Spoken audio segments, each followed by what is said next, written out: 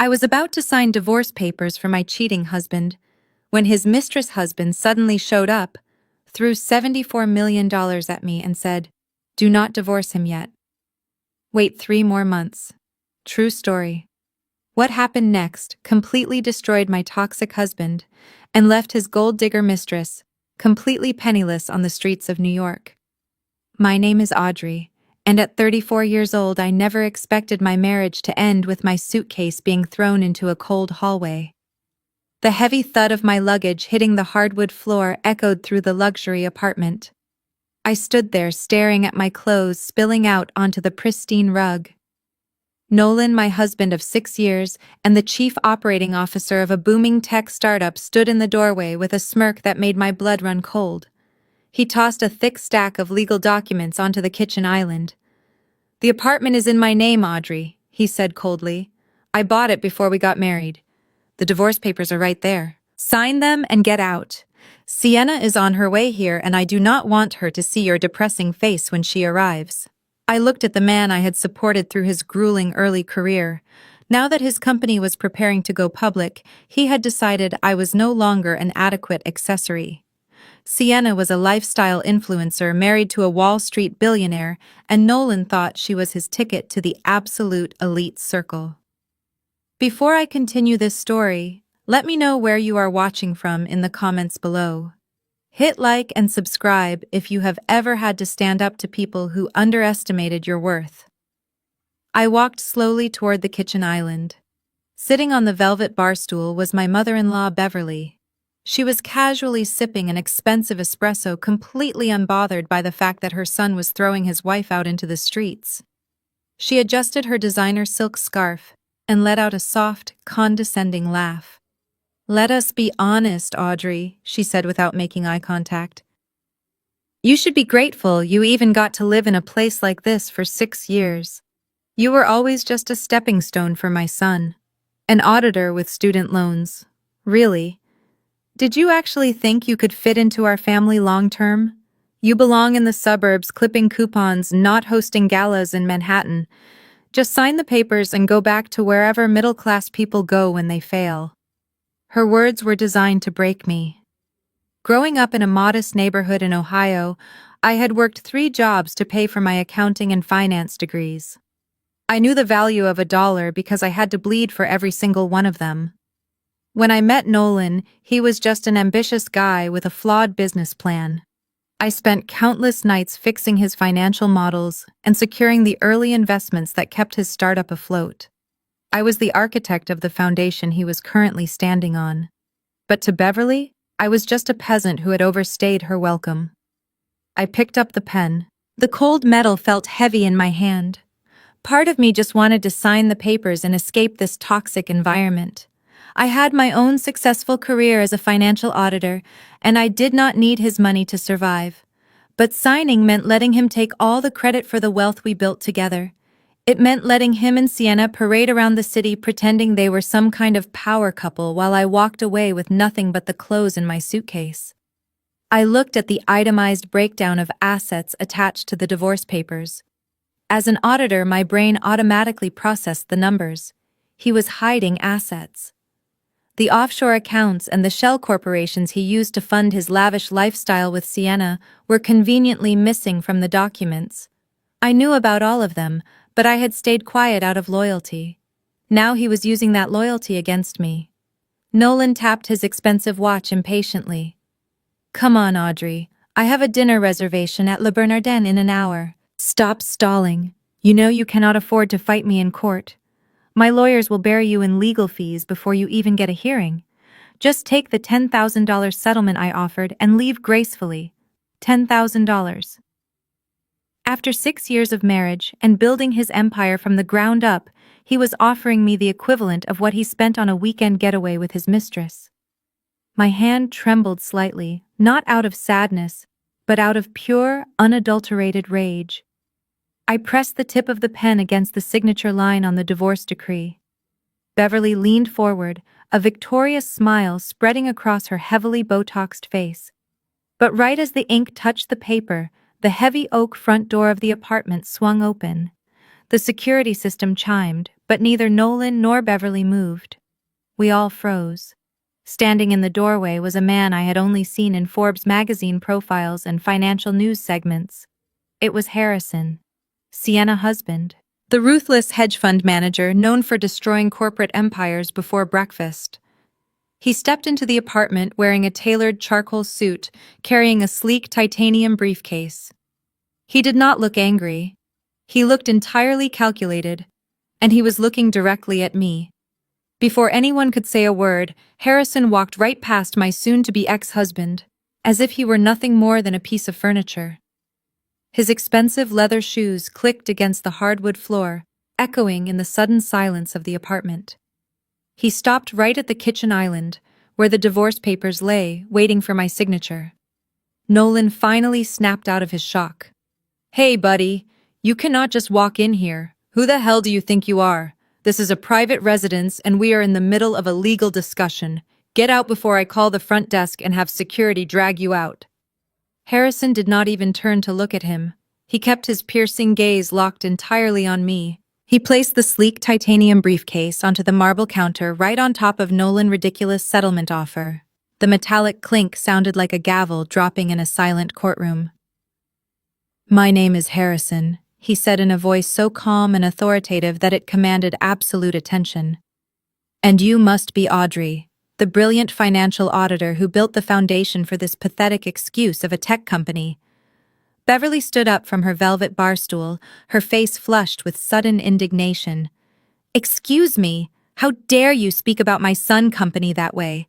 Do you have any idea who he is? He's about to take his startup public. You are trespassing and you need to leave before we press charges." Harrison finally shifted his cold gaze to Beverly. It was a look of pure, unadulterated pity, a look reserved for someone incredibly foolish. "I know exactly who your son is, madam. He is a mediocre manager who is currently sleeping with my wife, Sienna. And judging by the cheap champagne chilling in your refrigerator, he is under the delusion that he has already won." Nolan's face drained of all color. The arrogant smirk he had worn just 5 minutes ago completely vanished, replaced by genuine terror. He took a clumsy step back, bumping into the hallway console table. "You are Sienna's husband." He stammered, his voice suddenly an octave higher and trembling. "Listen, man, I do not know what she told you, but we can talk about this man to man. We do not need to do anything crazy." Harrison ignored Nolan's pathetic attempt to negotiate. He popped the heavy latches on the titanium briefcase. The sharp clicks echoed through the large room.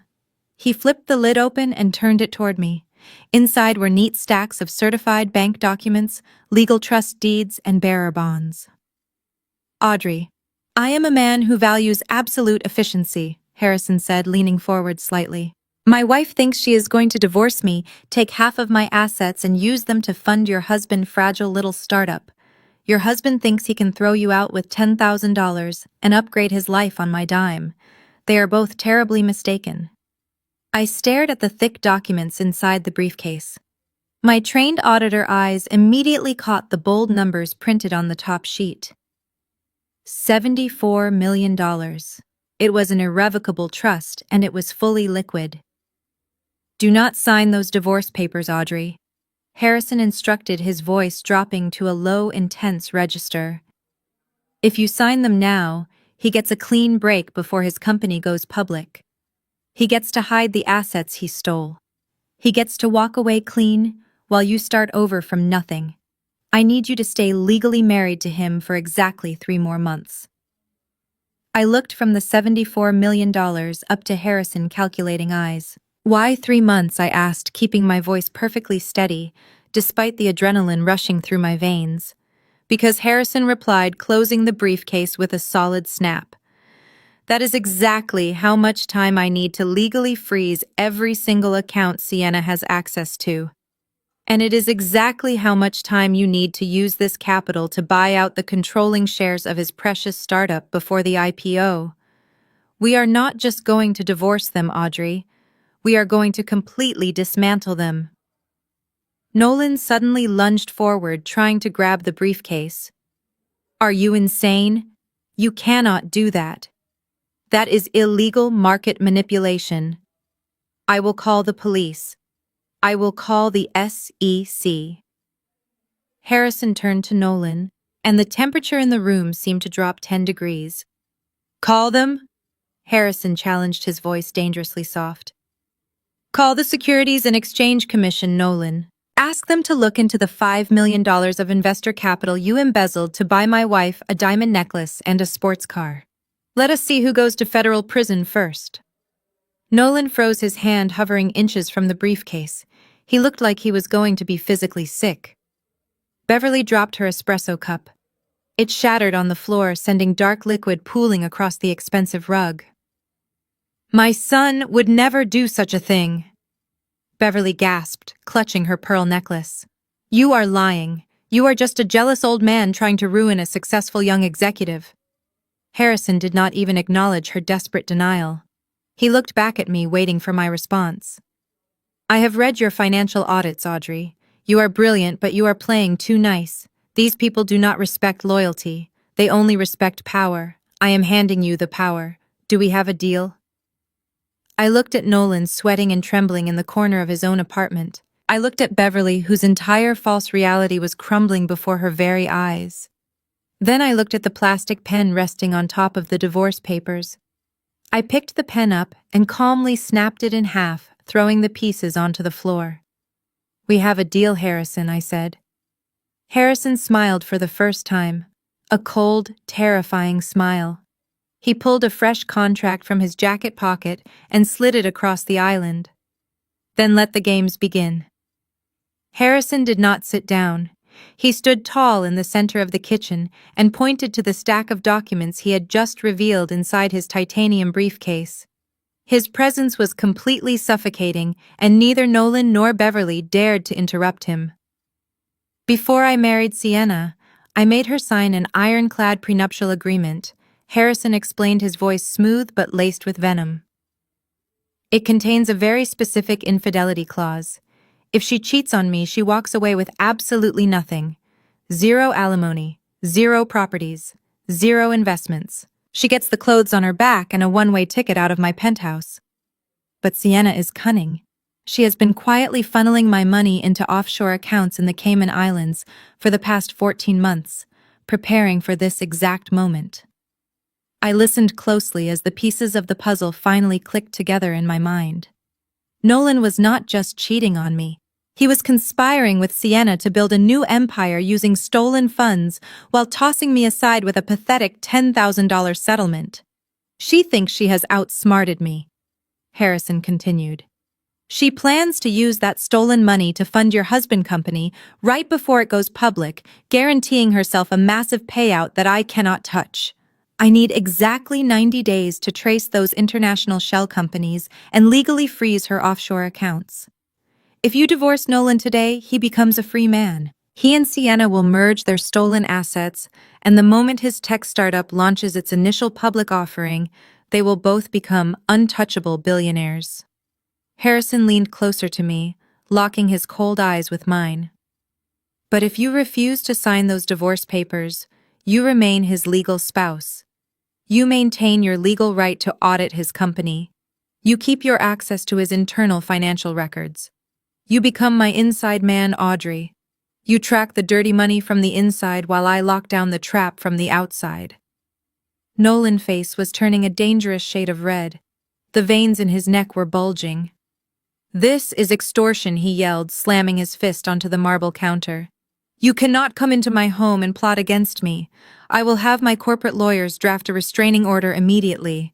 I will force the divorce through the courts, whether she signs it or not. Harrison calmly buttoned his suit jacket, completely unfazed by the outburst. Force it through the courts then, Nolan. But the moment you file contested divorce proceedings, your company financial records become public domain. Every single venture capitalist and investor will see the $5 million you embezzled.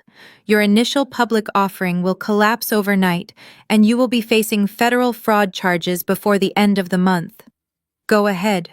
Make the call. Nolan's mouth opened, but no sound came out. He was completely trapped, and he knew it. He looked like a cornered animal, realizing the walls were closing in. I looked down at the torn divorce papers resting on the kitchen island. My heart was pounding, but my mind was crystal clear. As an auditor, I lived for uncovering financial discrepancies. Now I was going to audit my own husband and tear his life apart number by number.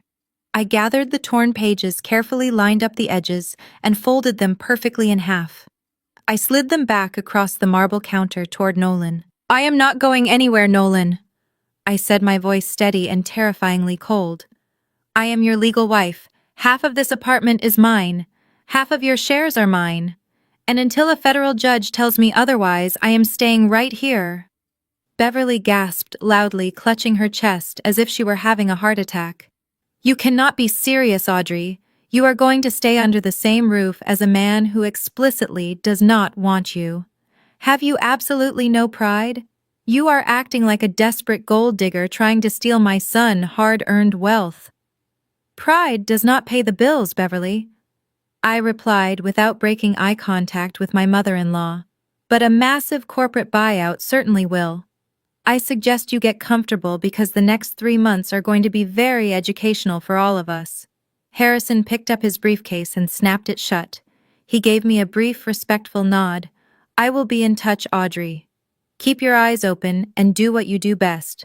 Follow the money." He turned and walked out the front door, leaving a heavy, suffocating silence in his wake. The moment the heavy door clicked shut, Nolan completely lost his mind. He swept his arm across the kitchen island, sending the expensive fruit bowl and the espresso machine crashing onto the hardwood floor. Shards of ceramic and coffee grounds exploded everywhere. He screamed, kicking the wooden cabinets like a spoiled toddler throwing a massive tantrum. "You ruined everything," he yelled, pointing a shaking finger at me. "You are an absolute psychopath. I am bringing Sienna here tonight, and there is nothing you can do to stop me. I will make your life a living hell until you beg me to let you leave." I looked at the broken porcelain and spilled coffee on the floor. I did not feel scared. I did not feel heartbroken. I felt a calculating energy taking over my entire body.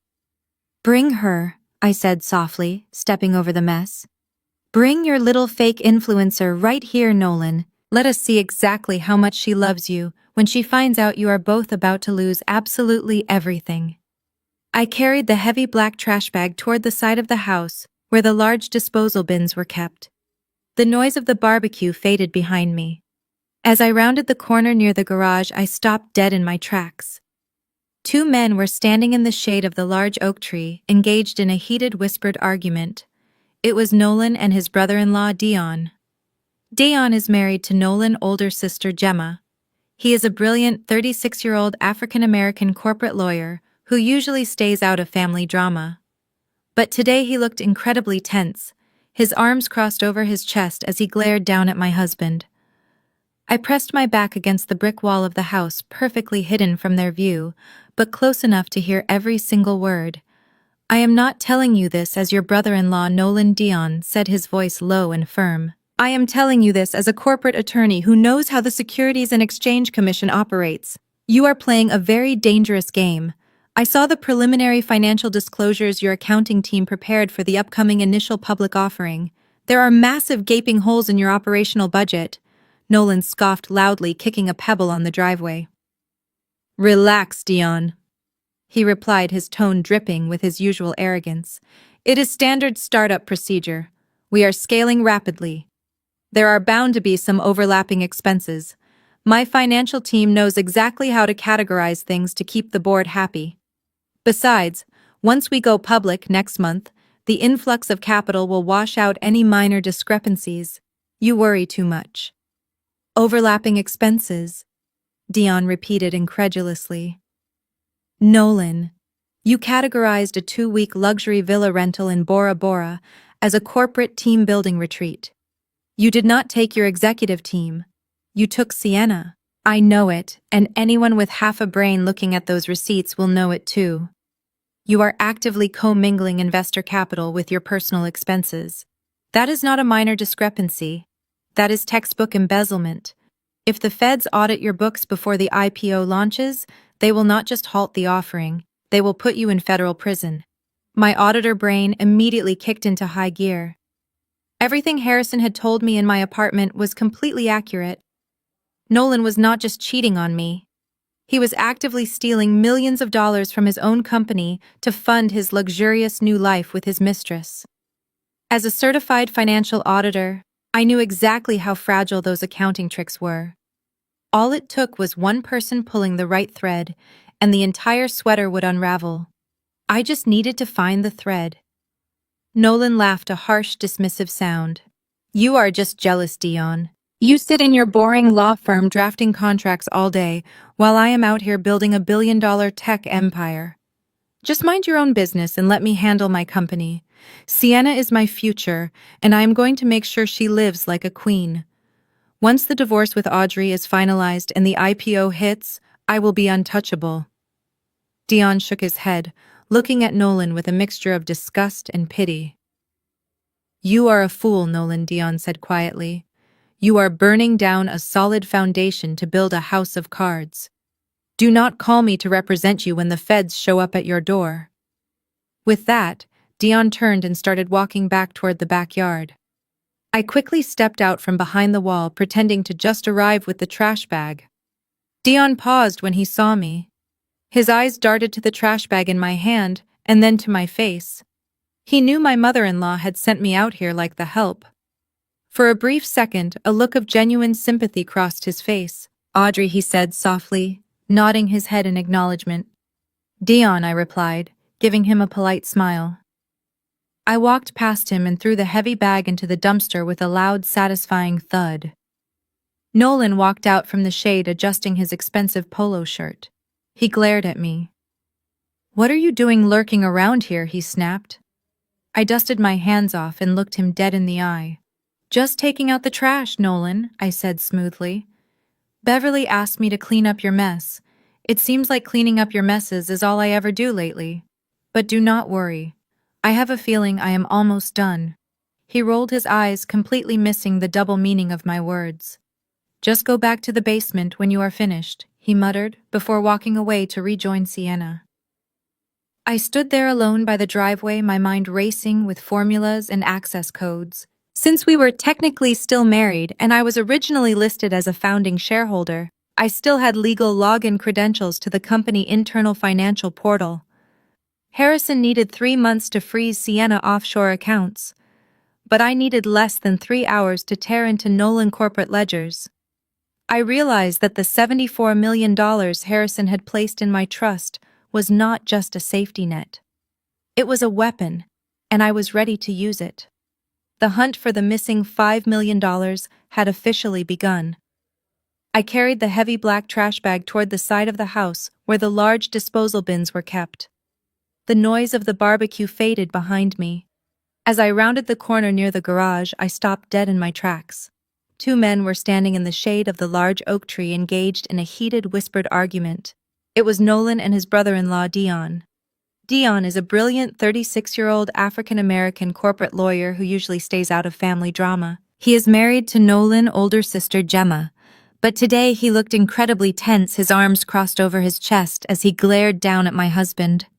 I pressed my back against the brick wall of the house, perfectly hidden from their view, but close enough to hear every single word. I am not telling you this as your brother-in-law, Nolan Dion said, his voice low and firm. I am telling you this as a corporate attorney who knows exactly how the Securities and Exchange Commission operates. You are playing a very dangerous game. I saw the preliminary financial disclosures your accounting team prepared for the upcoming initial public offering. There are massive gaping holes in your operational budget. Nolan scoffed loudly, kicking a pebble on the driveway. Relax, Dion, he replied, his tone dripping with his usual arrogance. It is standard startup procedure. We are scaling rapidly.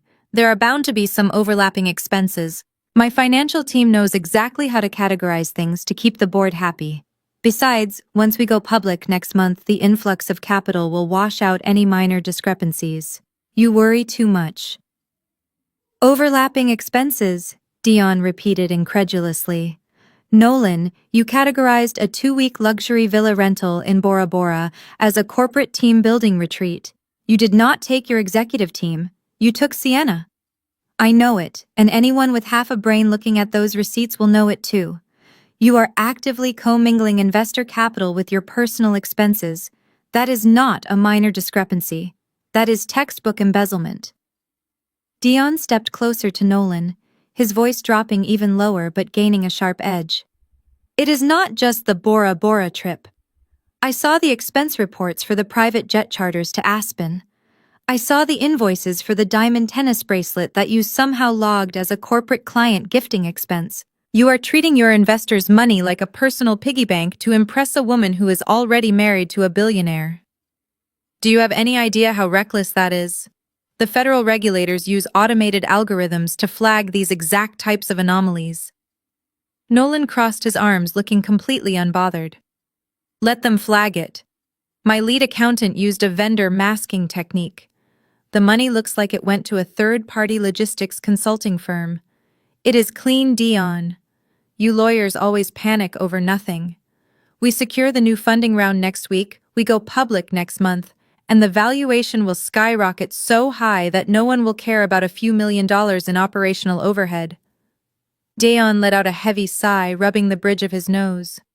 Vendor masking is just a fancy term for wire fraud, Nolan. If you get caught, the board of directors will throw you to the wolves to save the company. They will fire you, strip your equity, and hand you over to the authorities. I am warning you because Gemma loves you, and she would be devastated to see her brother in federal prison. But I will not risk my law license to cover up your mess. My heart pounded against my ribs, but my breathing remained perfectly controlled. Vendor masking. He had just handed me the exact blueprint of his crime. As an auditor, I specialized in tracing masked transactions through international banking systems. I knew exactly how to penetrate the layers of fake invoices and shell vendors. Nolan thought he was a genius for hiding personal expenses under logistics consulting, but he had forgotten that his wife was the one who originally designed the financial architecture of his startup. I knew every backdoor, every password protocol, and every hidden ledger in that system. Dion shook his head, looking at Nolan with a mixture of disgust and pity. You are a fool, Nolan, Dion said quietly. You are burning down a solid foundation to build a house of cards. Do not call me to represent you when the feds show up at your door. With that, Dion turned and started walking back toward the backyard. I quickly stepped out from behind the wall, pretending to just arrive with the trash bag. Dion paused when he saw me. His eyes darted to the trash bag in my hand, and then to my face. He knew my mother-in-law had sent me out here like the help. For a brief second, a look of genuine sympathy crossed his face. Audrey, he said softly, nodding his head in acknowledgement. Dion, I replied, giving him a polite smile. I walked past him and threw the heavy bag into the dumpster with a loud, satisfying thud. Nolan walked out from the shade, adjusting his expensive polo shirt. He glared at me. What are you doing lurking around here? He snapped. I dusted my hands off and looked him dead in the eye. Just taking out the trash, Nolan, I said smoothly. Beverly asked me to clean up your mess. It seems like cleaning up your messes is all I ever do lately, but do not worry. Do not. I have a feeling I'm almost done. He rolled his eyes, completely missing the double meaning of my words. Just stay out of my way, he muttered before walking away to rejoin Sienna. I stood there alone by the driveway, my mind racing with formulas and access codes. Since we were technically still married, and I was originally listed as a founding shareholder, I still had legal login credentials to the company internal financial portal. Harrison needed 3 months to freeze Sienna offshore accounts, but I needed less than 3 hours to tear into Nolan corporate ledgers. I realized that the $74 million Harrison had placed in my trust was not just a safety net. It was a weapon, and I was ready to use it. The hunt for the missing $5 million had officially begun. I walked back into the house just as the backyard barbecue was finally winding down. The air inside the luxury apartment felt thick and suffocating. Sienna was lounging on the expensive suede sofa in the living room, holding a glass of wine and whining loudly to Nolan. When she saw me walk in, she let out an exaggerated sigh and slammed her wine glass onto the glass coffee table. Nolan, I really cannot stand this for another second, Sienna complained, her voice high-pitched and grating. Your mother just told me that she keeps hovering around on purpose to embarrass me in front of our guests. Every time I see her gloomy face in this house, I feel incredibly stressed. I cannot even walk freely in what is supposed to be my future home. I feel like an unwanted guest being watched by a stalker. Beverly, who was standing nearby, immediately nodded in agreement. Sienna is absolutely right, son Beverly added. Why are you letting a freeloader continue to take up our living space? If she insists on being shameless and refusing to leave until the divorce is finalized by the court, then you need to at least get her out of our sight. You cannot let the woman you love suffer in your own home like this. Nolan quickly rubbed Sienna back, comforting her with the most sickeningly sweet tone he could muster. Do not worry, baby, Nolan said. I will handle this right now. I will not let anyone upset you anymore. He turned around and marched toward me. He crossed his arms over his chest, glaring at me with absolute contempt. Listen to me, Audrey, he ordered coldly. Your presence on the main floors is disturbing Sienna and my mother. Since you insist on clinging to this house like a leech, you are going to have to move your things down to the basement. Immediately. You are no longer permitted to use the master bedroom or the living room. The basement is the only place for you now. I looked around the luxurious open-concept kitchen and then glanced down at the floor. The basement of this property was an unfinished damp space primarily used for storing old furniture and cardboard boxes. It had no windows and no natural sunlight. A normal woman would have felt utterly humiliated being forced by her husband to surrender her master bedroom to his mistress and crawl into a dark cellar. But I was not a normal woman. In reality, being banished to the basement was the greatest gift they could have possibly handed me in that moment. I needed a completely private space away from prying eyes to infiltrate the financial systems of his company. Down in the basement, no one would bother me. No one would be able to peek over my shoulder at my computer screen. I looked up at Nolan and offered a faint, submissive smile. Okay, Nolan, I replied in a perfectly calm and even tone. If that is what you and Sienna want, I will pack my things and move down to the basement right now. I certainly do not want to ruin anyone's mood. Both Nolan and Sienna looked genuinely shocked by my sudden obedience. They exchanged a smug look, clearly believing that they had finally broken my spirit and forced me to accept my pathetic fate. Beverly scoffed and walked past me. What a useless coward, Beverly muttered loudly. She does not even have the spine to fight back. I ignored their childish insults. I walked straight up the stairs to the master bedroom and grabbed my clothes, my toiletries, and most importantly, my high-powered laptop and my military-grade encrypted hard drives. As I carried my heavy duffel bag down the creaky wooden stairs into the basement, the cold, damp air immediately surrounded me. I pulled the string to turn on the single dim overhead bulb. The space was cramped and smelled like dust and mildew. But to me, this was my new command center. I dragged an old wooden desk into the corner of the room, wiped away the cobwebs, and set up my laptop. I plugged in the power cord and booted up the system. The screen glowed brightly, reflecting in my eyes.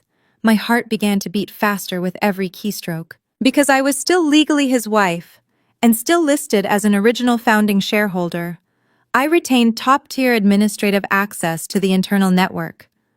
Nolan was so arrogant and stupid that he completely forgot to revoke my security clearance. They were just a bunch of vain fools who cared about appearances while leaving the back door to their entire fortress wide open. I sat there in the dark basement, smiling brighter than I had in years. They thought they had buried me under a pile of garbage, but they had no idea they just handed me the shovel I needed to dig their graves. The glow of the laptop screen was the only source of light in the damp basement. I sat in the suffocating silence, listening to the faint footsteps of my husband and his mistress walking across the hardwood floors right above my head. They were probably pouring another glass of expensive wine, laughing about how easily they had pushed me aside. But down here in the dark, I was not the victim anymore. I was the executioner. My fingers flew across the keyboard. Because I had designed the original financial architecture of the company, I knew exactly where the blind spots were. Nolan-led accountant was a fresh college graduate who only knew how to follow basic instructions. He was no match for a seasoned auditor. I bypassed the standard employee dashboard and accessed the master general ledger. It took me less than 10 minutes to find the exact vendor masking protocol Dion had mentioned in the driveway. I opened a file labeled Third-Party Logistics and Consulting. To an untrained eye or a lazy investor, it looked like standard operational overhead. But as I cross-referenced the employer identification numbers, I quickly noticed a pattern. The payments were being wired to a series of limited liability companies registered in Delaware. I ran those company names through a public registry database. All of them had been created within the last 14 months, right around the time Nolan first met Sienna.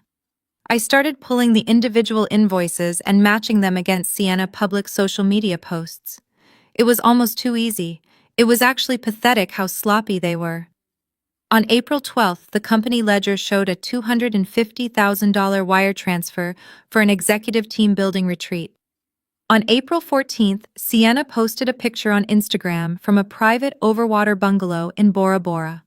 On July 3rd, there was an $80,000 expense logged as client retention gifts.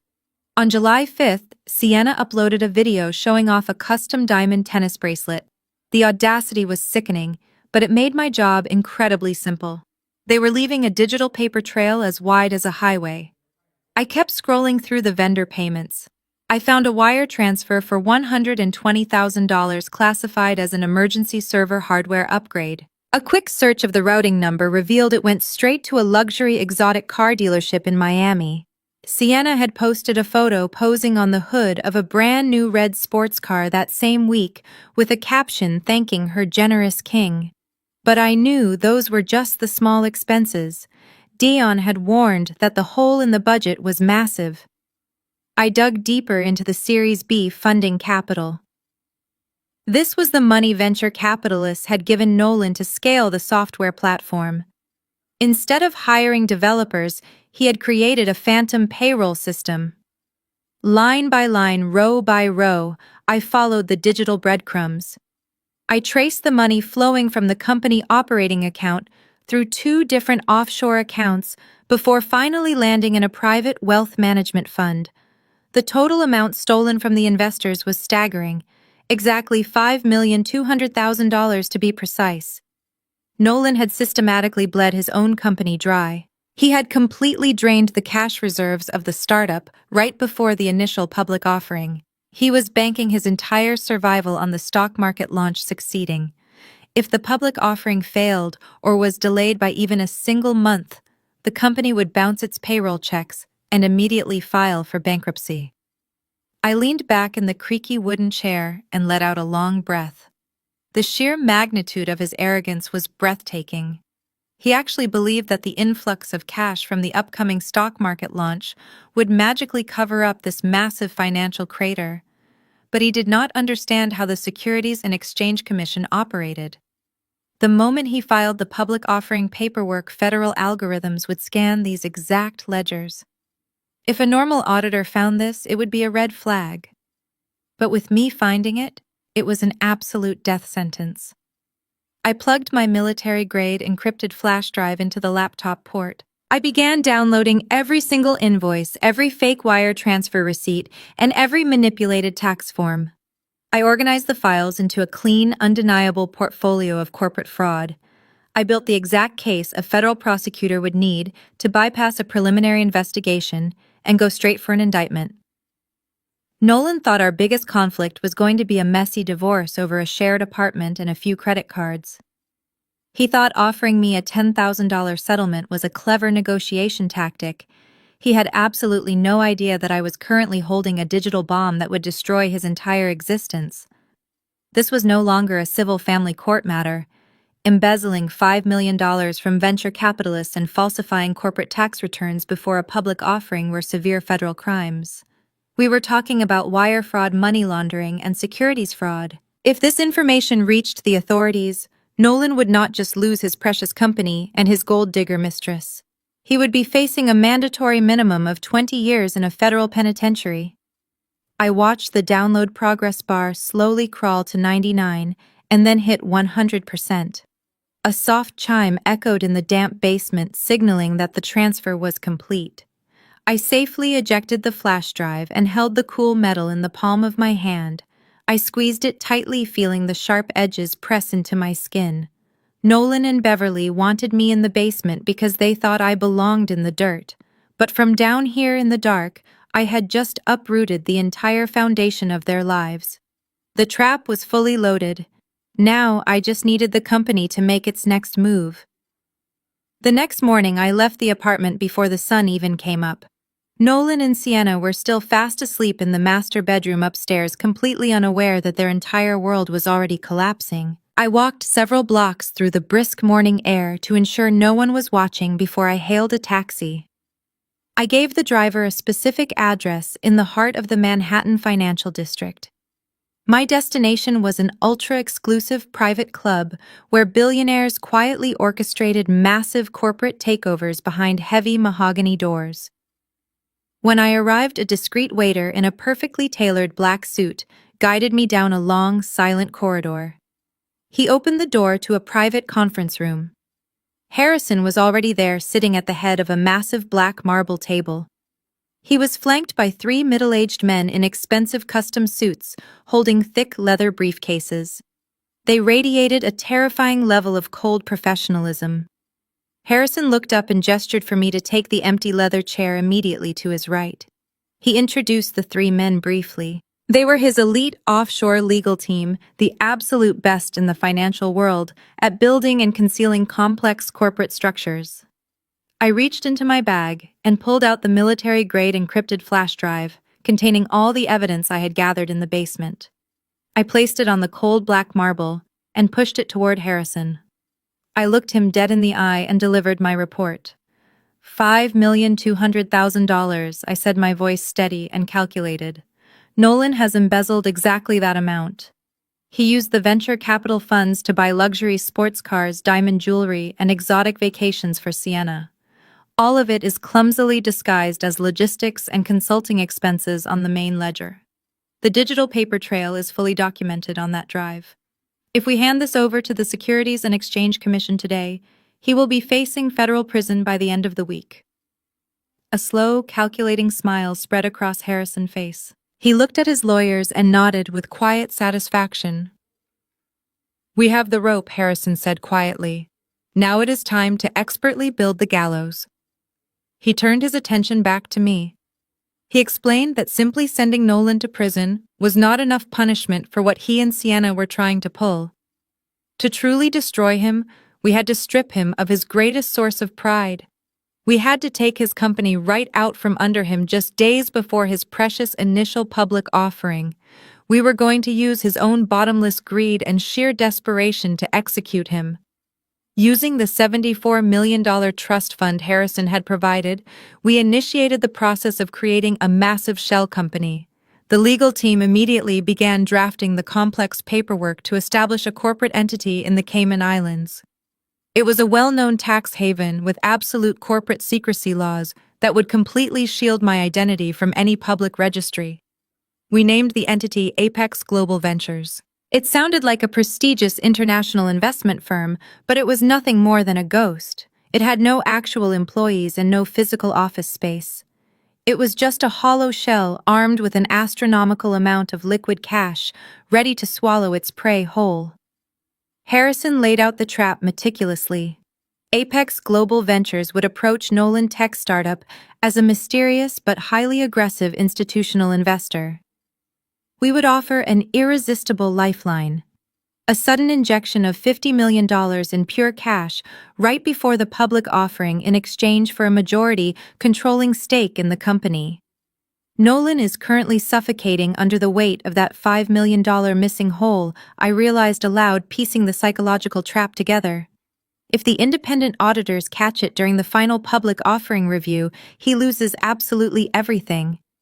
He is desperate for a massive influx of cash to wash the books clean and cover his tracks. "Exactly," Harrison replied, leaning back in his leather chair.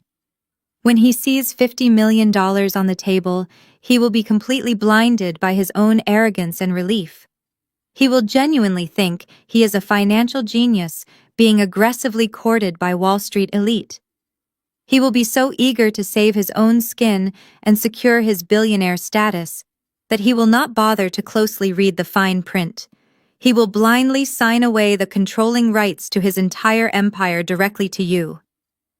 One of the elite lawyers slid a thick stack of incorporation documents across the marble table. He handed me a heavy gold fountain pen. I needed to officially sign on as the hidden chief executive officer and sole beneficiary of Apex Global Ventures. I took the pen and carefully wrote my signature on the dotted line. Each stroke of the pen felt like I was slowly carving the irreversible death sentence for my husband's career. When the paperwork was finalized, Harrison stood up and buttoned his suit jacket. He told me to go back to that damp basement and continue playing the role of the defeated, pathetic wife. He wanted me to let Nolan and Sienna fly as high as possible on their delusions of grandeur. The higher they flew, the more devastating the impact would be when they finally hit the concrete. I shook his hand and walked out of the private club. The morning air in New York felt incredibly crisp and refreshing. The game board was perfectly set. The ultimate legal trap was armed and waiting in the shadows. Now all I had to do was sit quietly in the dark basement and watch my arrogant husband willingly walk right into his own execution. A few days after my meeting with Harrison, I knew I needed to keep my toxic in-laws distracted. I needed them to focus on petty domestic dramas so they would not notice the massive corporate guillotine swinging toward their necks. So I decided to set a very small but very obvious trap. I ordered a custom $15,000 evening gown from a high-end designer using my own personal offshore account. When the physical receipt was delivered, I intentionally left it sitting right in the middle of my wooden desk in the basement. I knew my mother-in-law Beverly had zero boundaries and an obsessive need to snoop through my belongings whenever I left the room. Later that afternoon, I walked upstairs to the kitchen to pour myself a glass of water. Right on cue, I heard a shrill gasp echoing from the basement stairs. Heavy footsteps pounded up the wooden steps. Beverly burst into the kitchen, her face flushed bright red with fake outrage. She was waving the crumpled designer receipt in the air like she had just discovered a murder weapon. "Audrey, you absolute thief!" Beverly screamed at the top of her lungs. She slammed the piece of paper onto the marble kitchen island. Nolan and Sienna, who had been lounging in the living room, immediately rushed in to see the commotion. "What is going on?" Mom Nolan asked, looking annoyed. "Look at this," Beverly spat, pointing a shaking finger at the receipt. "Your pathetic excuse for a wife just bought a $15,000 dress. Where do you think she got that kind of money, Nolan? She is a low-level auditor burdened with student debt. She must have stolen your credit card information. She is draining your bank accounts right under our noses." Nolan's face darkened instantly. He snatched the receipt from the counter and scanned the numbers. His jaw clenched in anger. "Are you out of your mind, Audrey?" he yelled, taking a step toward me. "My startup is in a critical funding phase and you are down in the basement secretly maxing out my credit lines to buy luxury clothes. You are paying me back every single cent. I will have my lawyers add this to your debt in the divorce settlement." I stood leaning against the refrigerator holding my glass of water. I did not flinch. I did not defend myself. I just watched them unravel over $15,000, completely oblivious to the fact that Nolan had already stolen $5 million. Before I could even respond, Sienna pulled out her expensive smartphone and tapped the screen. A bright ring light flashed as she started recording a live video for her thousands of social media followers. She flipped her blonde hair and pointed the camera directly at my face. "Hey guys," Sienna said, putting on her best fake sympathetic voice. "Just wanted to show you what a real gold digger looks like. This is my boyfriend's soon-to-be ex-wife. She refuses to move out of his apartment, and now we just caught her stealing $15,000 to buy a designer dress. Can you imagine being this desperate and pathetic? She is literally living in our basement but trying to pretend she belongs in high society." Sienna shoved the phone closer to my face. Say hi to my followers, Audrey, she mocked. Tell them why you think you are entitled to my boyfriend, hard-earned wealth. Tell them where you plan to wear a $15,000 gown. Are you going to a gala for homeless squatters? Beverly clapped her hands together, laughing loudly at Sienna's cruel joke. That is exactly what she is, Beverly chimed in loudly so the camera would pick up her voice. A shameless squatter trying to steal from her betters. You should post that everywhere, Sienna. Let the whole world know what kind of criminal she really is. Nolan smirked, crossing his arms. He looked incredibly proud of his mistress. He thought they had completely humiliated me. He thought he had the upper hand. I took a slow, calm sip of my water. The cold liquid felt refreshing against my throat. I looked directly into the lens of Sienna's camera, and then shifted my gaze to meet her eyes. I did not raise my voice. I did not look angry. I looked at her with the absolute coldness of an executioner who had already pulled the lever. You should be very careful about what you broadcast to the world, Sienna, I said, my voice dangerously quiet. A loud mouth is a massive liability, especially when you have absolutely no idea who actually owns the money you are bragging about. Do not let your mouth ruin what little future you have left. Sienna faltered for a second, her fake smile dropping. My absolute lack of fear unsettled her. She quickly ended the live stream and slipped the phone back into her pocket, looking slightly unnerved. Are you threatening her? Nolan barked, stepping in front of Sienna like a protective hero. You steal from me, and then you threaten my girlfriend in my own house. I set my water glass down on the counter. The sharp clink of the glass echoed in the tense kitchen. I am not threatening anyone, Nolan, I replied smoothly. I am just giving financial advice. You all seem very concerned about $15,000 today. You should save that energy. You are going to need it. I turned my back on them and walked calmly toward the basement door. Behind me, I could hear Beverly muttering insults and Nolan trying to comfort Sienna. They thought they had won a massive victory by exposing my expensive receipt. They thought I was retreating in shame. They had absolutely no idea that while they were throwing a tantrum over a dress, the corporate trap I set with Apex Global Ventures was already closing around them. I walked down into the dark basement smiling to myself. The bait had worked perfectly. The very next afternoon, Nolan called an emergency meeting in the main living room of our apartment. He was too impatient to wait for his own company legal team to process the massive $50 million investment offer. Instead, he demanded that his brother-in-law Dion come over immediately to review the preliminary contract. I walked upstairs from the basement and stood quietly in the kitchen pretending to organize the pantry. From my vantage point, I had a perfect view of the living room and could hear every single word being spoken. Dion sat on the edge of the suede sofa wearing a sharp navy suit. He held the thick stack of legal documents in his hands. He did not look excited or impressed. His dark eyes scanned the pages rapidly, and his expression grew more severe with every paragraph he read. Nolan was pacing back and forth across the hardwood floor, rubbing his hands together in pure anticipation. Sienna was sitting nearby, filing her nails and looking incredibly bored by the legal jargon. Well, Dion, Nolan asked impatiently. It is a standard venture capital buyout, right? Tell me it is good to go, so I can sign it, and we can pop another bottle of champagne. Dion slowly lowered the documents and looked up at Nolan. His face was entirely serious. Nolan, this is not a standard venture capital contract. Dion said, his voice firm and laced with genuine concern. This is one of the most aggressive and predatory term sheets I have ever seen in my entire career. You cannot sign this. Nolan stopped pacing. The arrogant smile vanished from his face, replaced by a defensive scowl. What are you talking about? Nolan snapped. It is $50 million in pure cash. Apex Global Ventures is valuing my company at a massive premium. They are handing me the keys to the billionaire club. They are handing you a loaded gun. Dion fired back, standing up to meet Nolan eye to eye. Look at Section 4, the Accelerated Asset Seizure Clause. It explicitly states that if any financial discrepancies or undisclosed liabilities are discovered during the mandatory pre-public offering audit, Apex Global Ventures retains the immediate right to seize your controlling equity. They do not even need a court order, Nolan.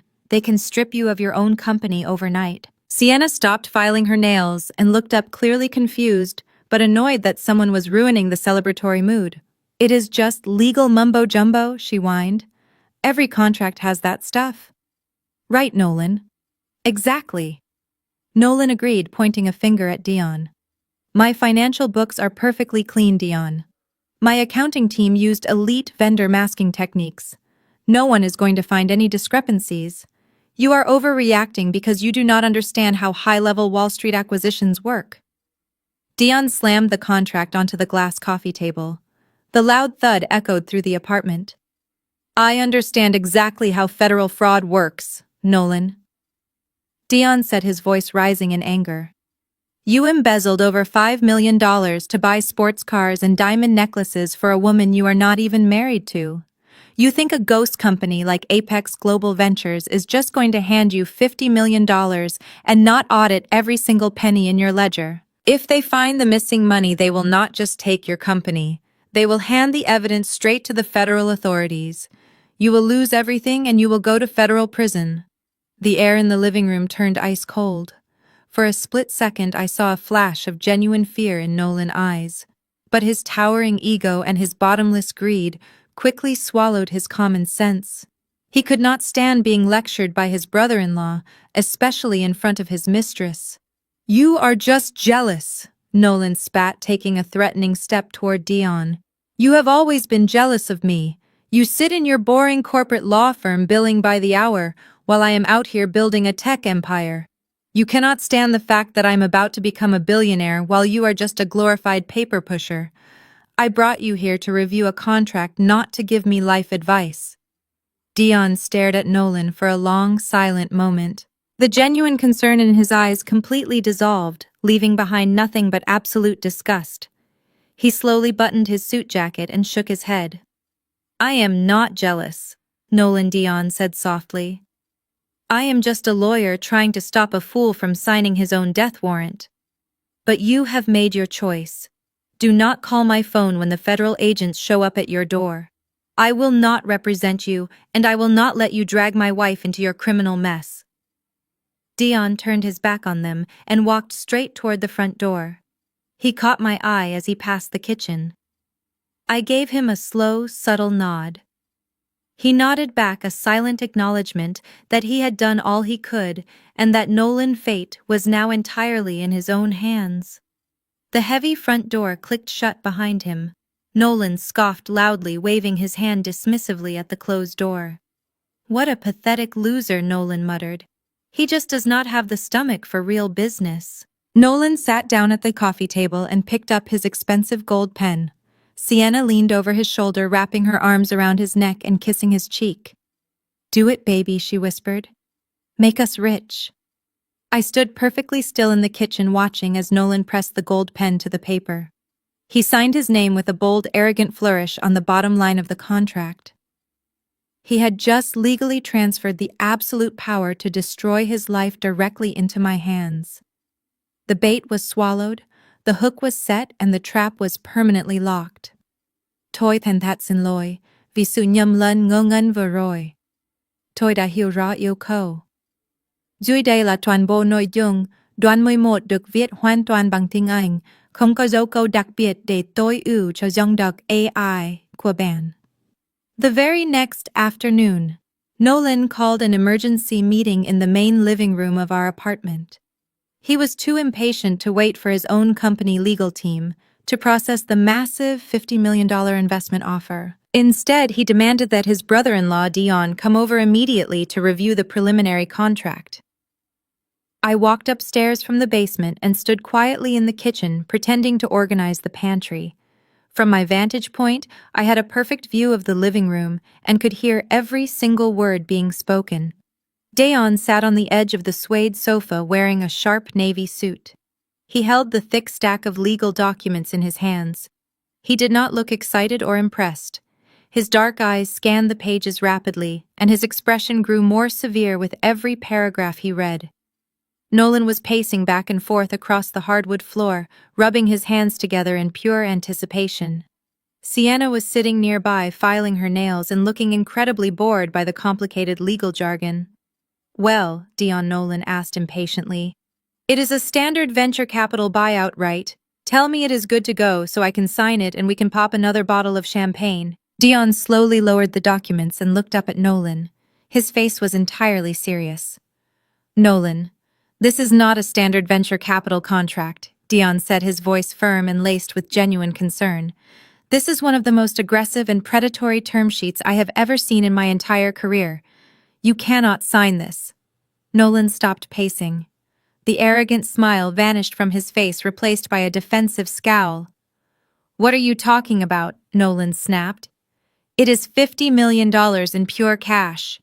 Apex Global Ventures is valuing my company at a massive premium. They are handing me the keys to the billionaire club. They are handing you a loaded gun," Dion fired back, standing up to meet Nolan eye to eye. "Look at Section 4. The Accelerated Asset Seizure Clause. It explicitly states that if any financial discrepancies or undisclosed liabilities are discovered during the mandatory pre-public offering audit, Apex Global Ventures retains the immediate right to seize your controlling equity. They do not even need a court order, Nolan. They can strip you of your own company overnight." Sienna stopped filing her nails and looked up, clearly confused but annoyed that someone was ruining the celebratory mood. "It is just legal mumbo-jumbo," she whined. "Every contract has that stuff. Right, Nolan?" "Exactly," Nolan agreed, pointing a finger at Dion. "My financial books are perfectly clean, Dion. My accounting team used elite vendor masking techniques. No one is going to find any discrepancies. You are overreacting because you do not understand how high-level Wall Street acquisitions work." Dion slammed the contract onto the glass coffee table. The loud thud echoed through the apartment. "I understand exactly how federal fraud works, Nolan," Dion said, his voice rising in anger. "You embezzled over $5 million to buy sports cars and diamond necklaces for a woman you are not even married to. You think a ghost company like Apex Global Ventures is just going to hand you $50 million and not audit every single penny in your ledger. If they find the missing money, they will not just take your company. They will hand the evidence straight to the federal authorities. You will lose everything and you will go to federal prison." The air in the living room turned ice cold. For a split second, I saw a flash of genuine fear in Nolan's eyes. But his towering ego and his bottomless greed quickly swallowed his common sense. He could not stand being lectured by his brother-in-law, especially in front of his mistress. "You are just jealous," Nolan spat, taking a threatening step toward Dion. "You have always been jealous of me. You sit in your boring corporate law firm billing by the hour while I am out here building a tech empire. You cannot stand the fact that I am about to become a billionaire while you are just a glorified paper pusher. I brought you here to review a contract, not to give me life advice." Dion stared at Nolan for a long, silent moment. The genuine concern in his eyes completely dissolved, leaving behind nothing but absolute disgust. He slowly buttoned his suit jacket and shook his head. "I am not jealous," Dion said softly. "I am just a lawyer trying to stop a fool from signing his own death warrant. But you have made your choice. Do not call my phone when the federal agents show up at your door. I will not represent you, and I will not let you drag my wife into your criminal mess." Dion turned his back on them and walked straight toward the front door. He caught my eye as he passed the kitchen. I gave him a slow, subtle nod. He nodded back, a silent acknowledgement that he had done all he could and that Nolan's fate was now entirely in his own hands. The heavy front door clicked shut behind him. Nolan scoffed loudly, waving his hand dismissively at the closed door. "What a pathetic loser," Nolan muttered. "He just does not have the stomach for real business." Nolan sat down at the coffee table and picked up his expensive gold pen. Sienna leaned over his shoulder, wrapping her arms around his neck and kissing his cheek. "Do it, baby," she whispered. "Make us rich." I stood perfectly still in the kitchen, watching as Nolan pressed the gold pen to the paper. He signed his name with a bold, arrogant flourish on the bottom line of the contract. He had just legally transferred the absolute power to destroy his life directly into my hands. The bait was swallowed, the hook was set, and the trap was permanently locked. The very next morning, the atmosphere in the apartment shifted from arrogant celebration to absolute hysteria. I was sitting at my desk in the damp basement cross-referencing the final set of fraudulent wire transfers when I heard a loud piercing scream from the kitchen upstairs. It was not a scream of terror but a dramatic theatrical squeal of pure joy. I paused my audit and quietly walked up the wooden stairs to listen from the shadows of the hallway. Sienna was standing in the center of the kitchen holding a plastic pregnancy test stick in her hand.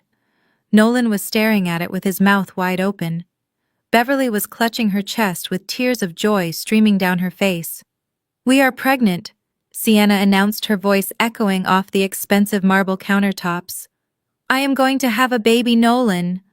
Nolan swept her into his arms, spinning her around the kitchen.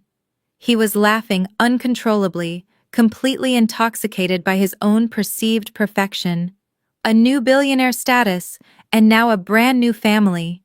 He genuinely thought the universe was handing him everything he had ever wanted on a silver platter. Beverly immediately rushed forward and embraced both of them tightly. "Oh my goodness," Beverly cried out. "A baby. A true heir to the tech empire. This is the greatest day of my entire life. We need to start planning a massive baby shower immediately. We need to invite everyone from the country club to celebrate. I will call the caterers right now. We will spare no expense for my new grandchild." I stood completely still, observing the entire pathetic performance.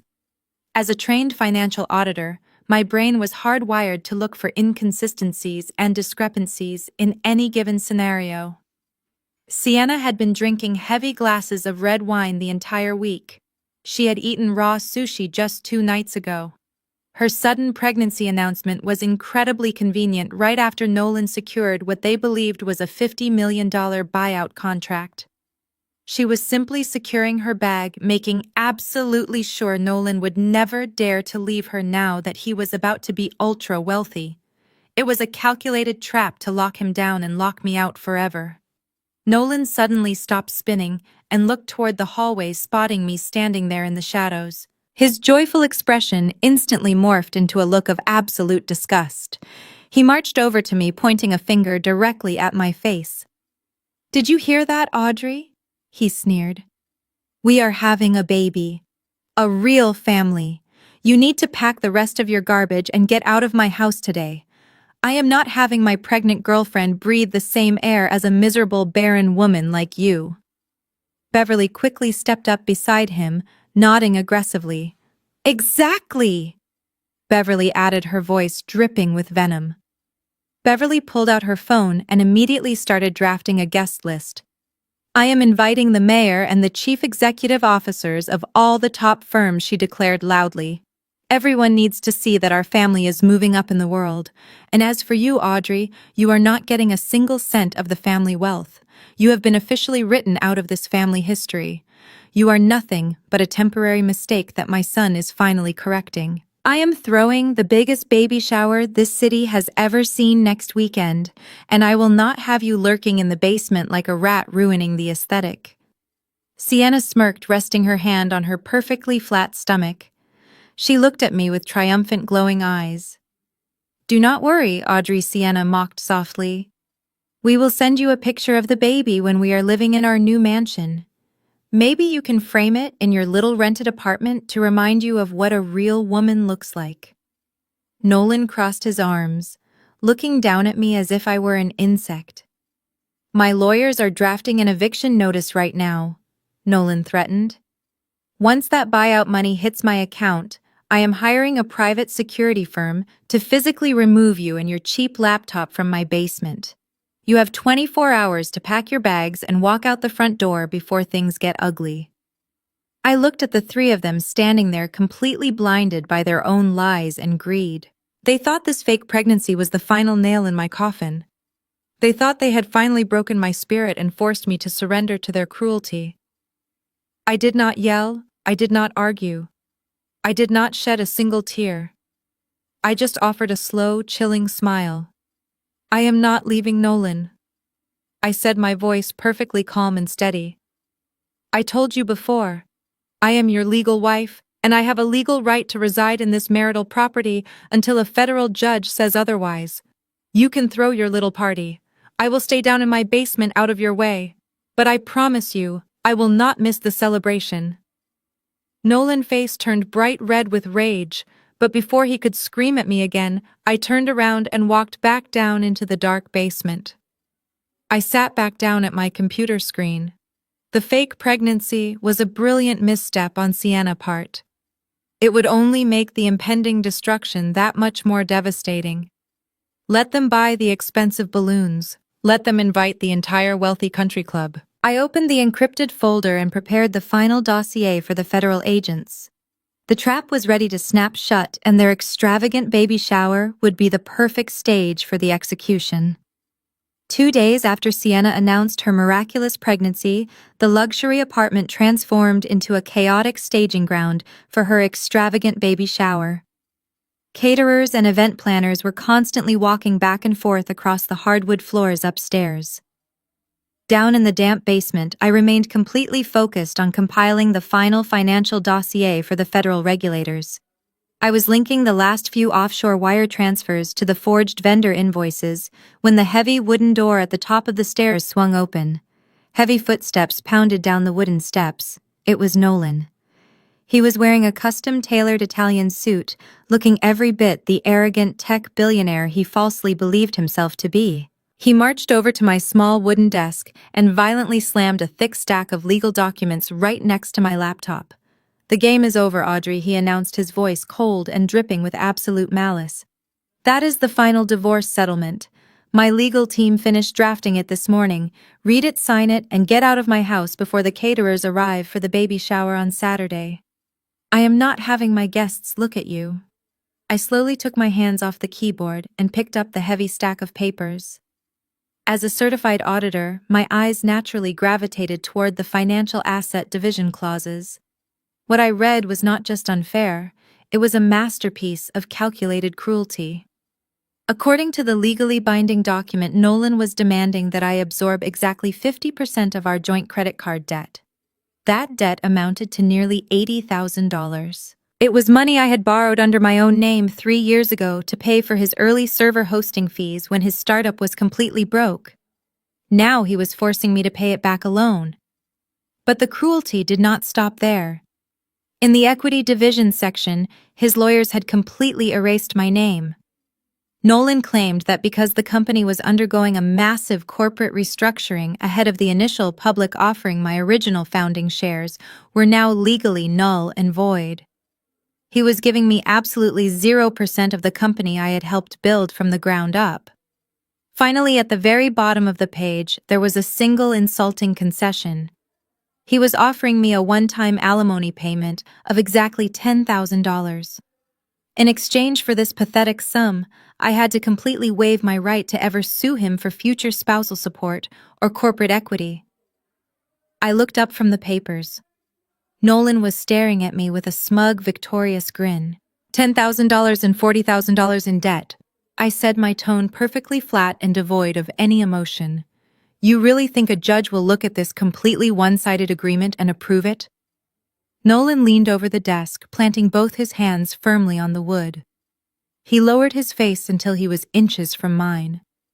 "A judge will approve whatever my expensive legal team puts in front of them," he growled.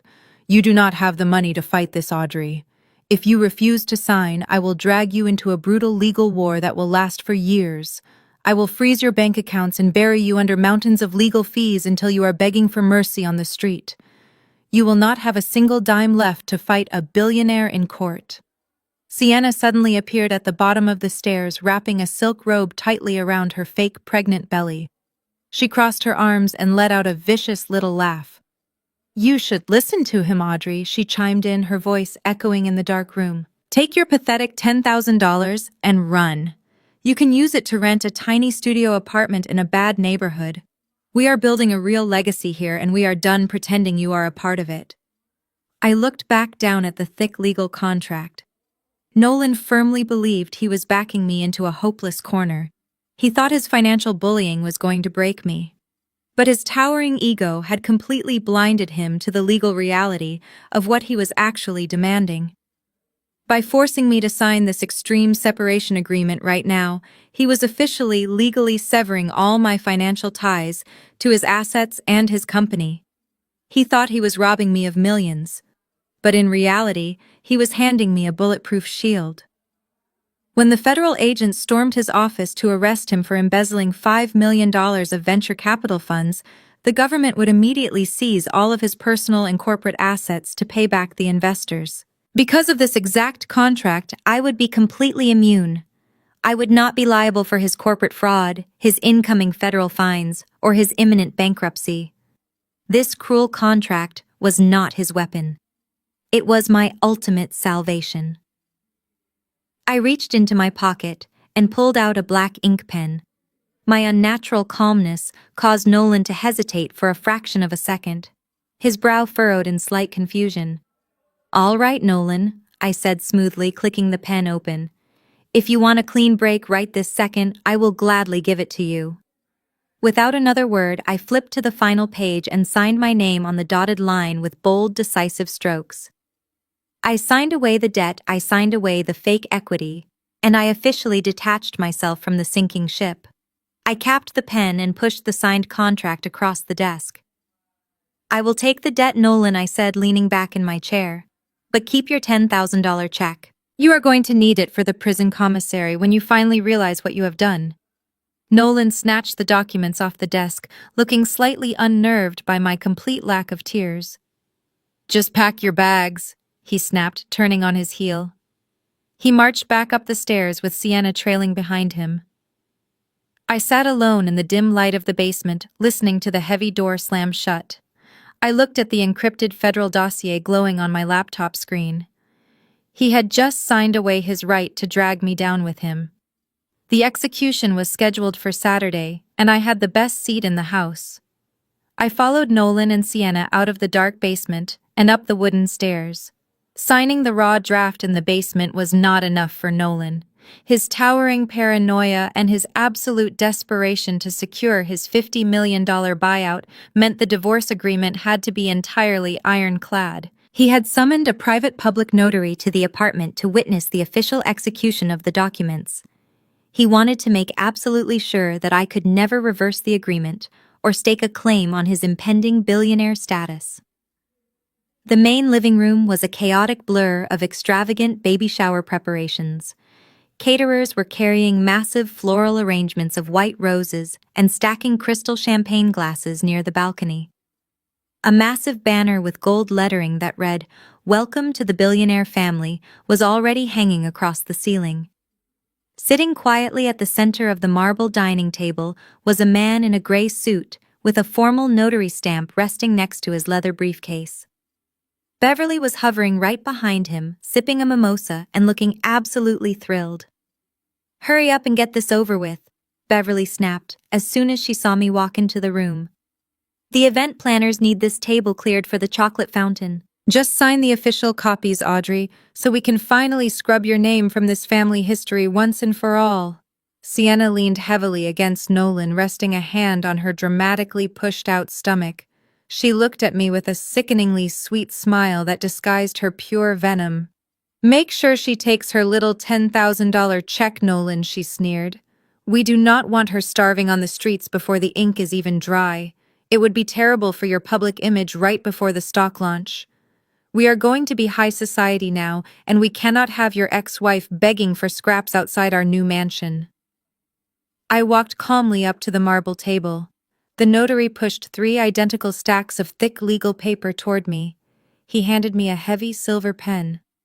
"Mom," the notary said in a flat, professional tone, "I am required by law to ask if you are signing these documents under your own free will. Do you understand that by signing this agreement, you are completely waiving all rights to the startup company, its current assets, and its future public valuation?" This was the moment they all thought they had completely broken me. Nolan, Beverly, and Sienna watched me with greedy, expectant eyes. They were waiting for me to hesitate. They wanted me to break down in tears or beg for a better financial settlement. They wanted to savor the complete humiliation of a defeated woman losing her entire life. I looked down at the dense legal documents. My hand did not shake even a fraction of an inch. My heart beat with a calm, steady, and terrifying rhythm. They had absolutely no idea what these pieces of paper actually represented. By forcing me to legally sever all joint financial liabilities today, Nolan was blindly building a massive, impenetrable firewall between me and his impending federal crimes. Tomorrow, the Apex Global Ventures acquisition would trigger a mandatory comprehensive financial review. The missing $5 million he used to buy Sienna diamond necklaces and luxury sports cars would be flagged immediately by the automated auditing software. When the Securities and Exchange Commission and the federal authorities finally raided this luxury apartment, Nolan would be standing entirely alone. Because of the exact documents sitting in front of me, the government could not seize my offshore accounts or my trust fund to pay back his stolen venture capital. The crippling debt, the corporate fraud, and the 20-year federal prison sentence would be his alone to bear. I was not signing away my future wealth. I was signing his irreversible death warrant. Yes, I understand perfectly, I told the notary, my voice smooth as glass. I am signing of my own free will. I pressed the silver pen to the paper. I signed the first copy with a bold, deliberate stroke. Beverly let out a loud, dramatic sigh of relief. I signed the second copy. Sienna giggled softly, whispering something congratulatory into Nolan's ear. I signed the third and final copy. The notary collected the thick stacks of paper, checked my identification one last time, and pressed his heavy metal seal onto each page with a loud, satisfying crunch. "It is done," the notary announced quietly, packing his briefcase. "You are legally separated regarding all financial assets and liabilities, effective immediately." Nolan snatched his copies of the agreement, clutching them to his chest like a hard-won championship trophy. He pulled a folded check from his designer jacket pocket and tossed it carelessly onto the marble table. "There is your $10,000, Audrey," he said, his voice dripping with pure, unadulterated arrogance. "Now go back down to the basement, pack whatever cheap clothes you have left, and get out of my sight before the important guests arrive." I picked up the check and slipped it into my pocket. I looked at the three of them celebrating their hollow, pathetic victory, surrounded by ridiculously expensive baby shower decorations funded by stolen money. "I will be completely out of your way very soon, Nolan," I replied, offering them a perfectly polite smile. "Enjoy your party. Enjoy everything you have built." I turned and walked away, leaving them to their arrogant delusions. I walked back down the stairs to the basement to pack my laptop. The legal chains were finally broken. The corporate trap was fully armed. The countdown to his absolute destruction had officially begun.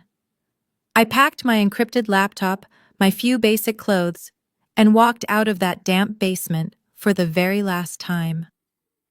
I did not say goodbye to anyone. I simply walked out the front door, hailed a private black car, and directed the driver to the ultra-luxury penthouse Harrison had quietly secured for me overlooking Central Park.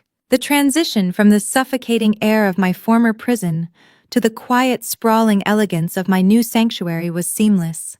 From the comfort of a massive leather sofa, I turned on the flat-screen television and watched the inevitable spectacle unfold on the major financial news networks. The initial public offering of Nolan Tech Startup officially launched on a bright Tuesday morning.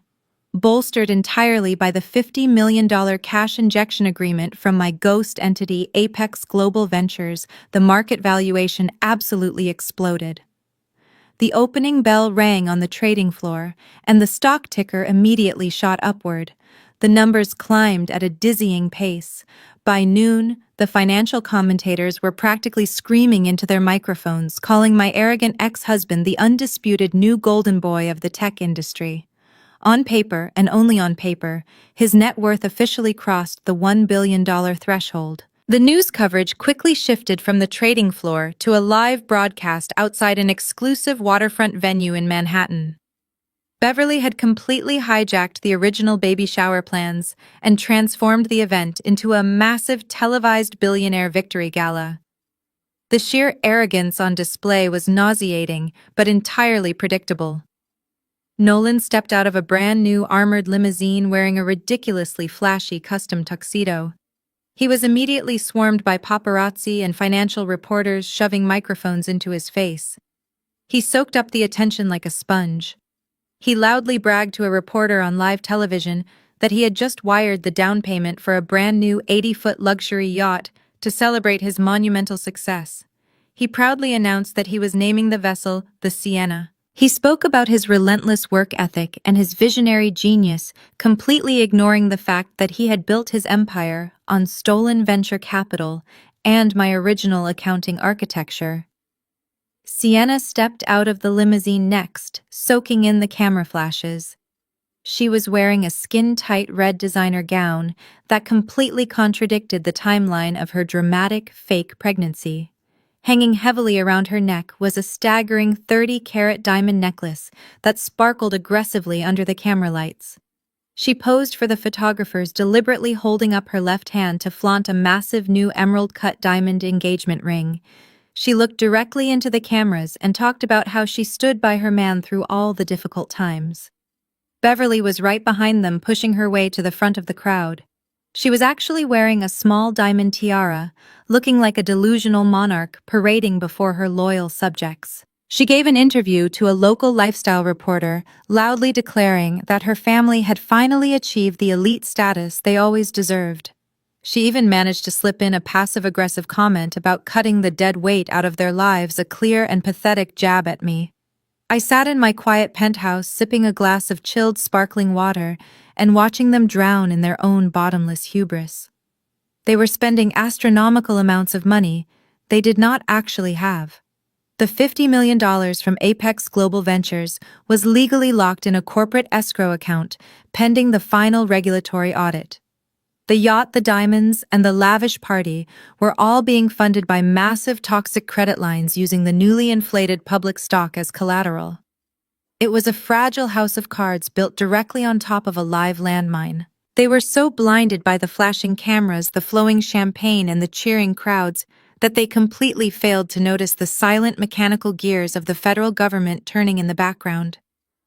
The moment the company went public, the Securities and Exchange Commission automated auditing software began processing their public financial disclosures. Every fake vendor invoice, every masked offshore wire transfer, and every single stolen dollar was currently being actively cross-referenced against the aggressive Apex Global Ventures acquisition terms I had drafted. I picked up my phone and sent a single encrypted message to Harrison. The message simply read, "Let the final audits begin."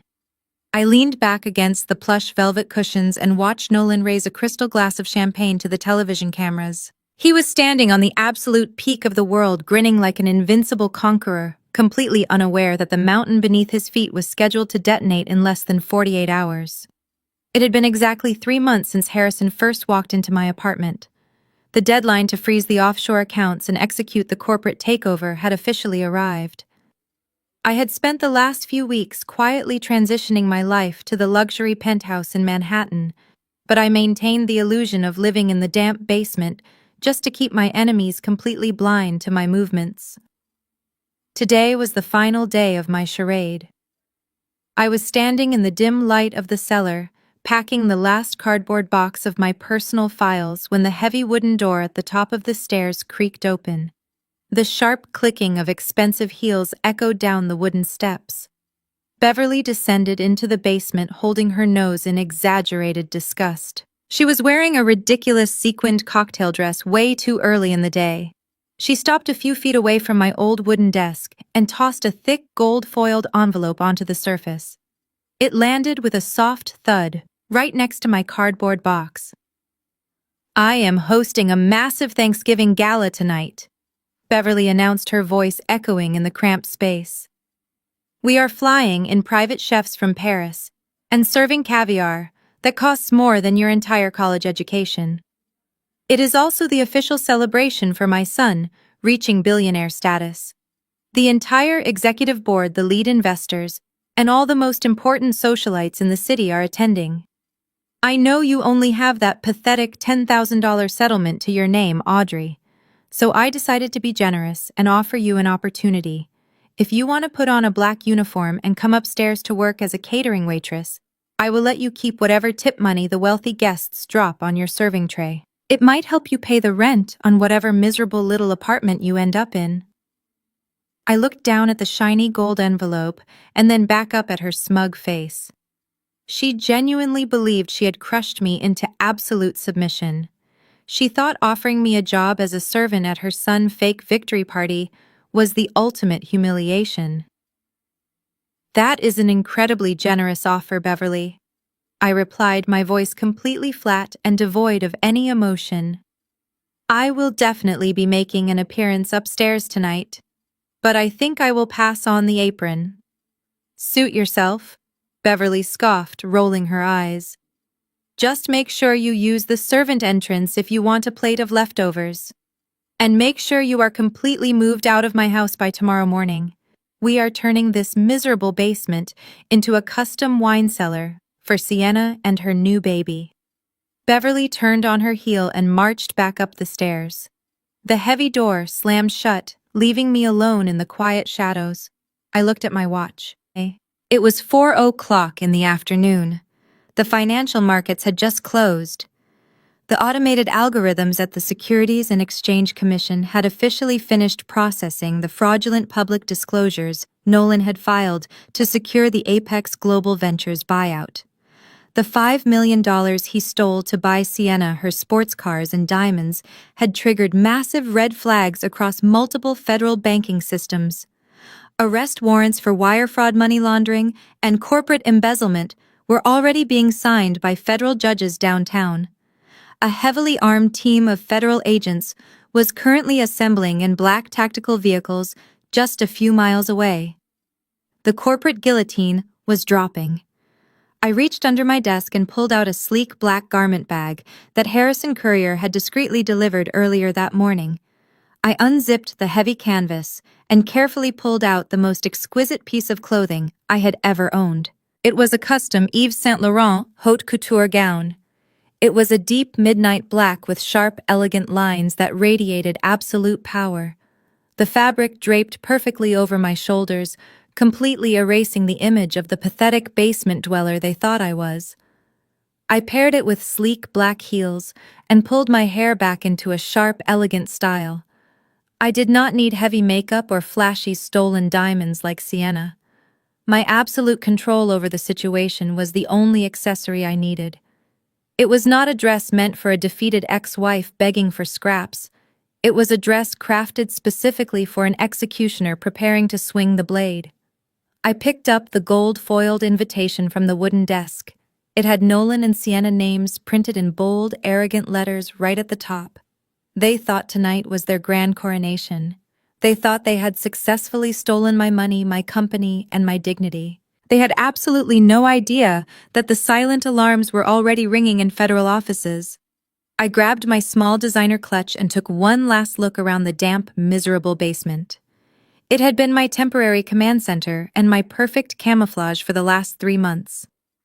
I turned off the single dim overhead bulb, plunging the room into total darkness. I walked up the wooden stairs toward the sound of the loud party music playing in the main living room. The time for hiding was officially over. I pushed the door open and stepped into the blinding light, ready to slaughter their entire empire. I walked up the wooden stairs and stepped out of the basement corridor. The sheer scale of the Thanksgiving gala was entirely overwhelming. Nolan had rented out the massive private ballroom on the top floor of our luxury building to accommodate his inflated ego. The double doors leading into the main event space were slightly ajar, allowing the sounds of a live string quartet and the loud chatter of the ultra-rich to spill out into the hallway. I did not walk in immediately. I waited in the grand foyer. A minute later, the private elevator doors slid open with a soft chime. Harrison stepped out. He was wearing a flawlessly tailored midnight blue tuxedo that radiated old money and absolute authority. He looked at my black Yves Saint Laurent gown and offered a slow, approving nod. He extended his arm toward me. I wrapped my hand around his elbow, feeling the solid weight of our alliance. We turned toward the heavy mahogany double doors of the ballroom. Inside, the party was reaching its arrogant climax. I could hear Sienna's voice echoing through the expensive surround sound microphone system. Harrison and I paused just outside the doors to listen. I just want to thank all of you for being here tonight to celebrate our beautiful family. Sienna projected her voice dripping with fake humility. She was standing on a small, raised acrylic stage at the center of the room. Nolan stood proudly beside her holding a crystal glass of champagne. This Thanksgiving we have so much to be grateful for. Nolan has worked so incredibly hard to build this billion-dollar company from nothing. And as his future wife and the mother of his new heir, I am just so proud to have stood by his side through all the difficult times. We are building a true legacy together. The crowd of venture capitalists, socialites, and media reporters erupted into polite applause.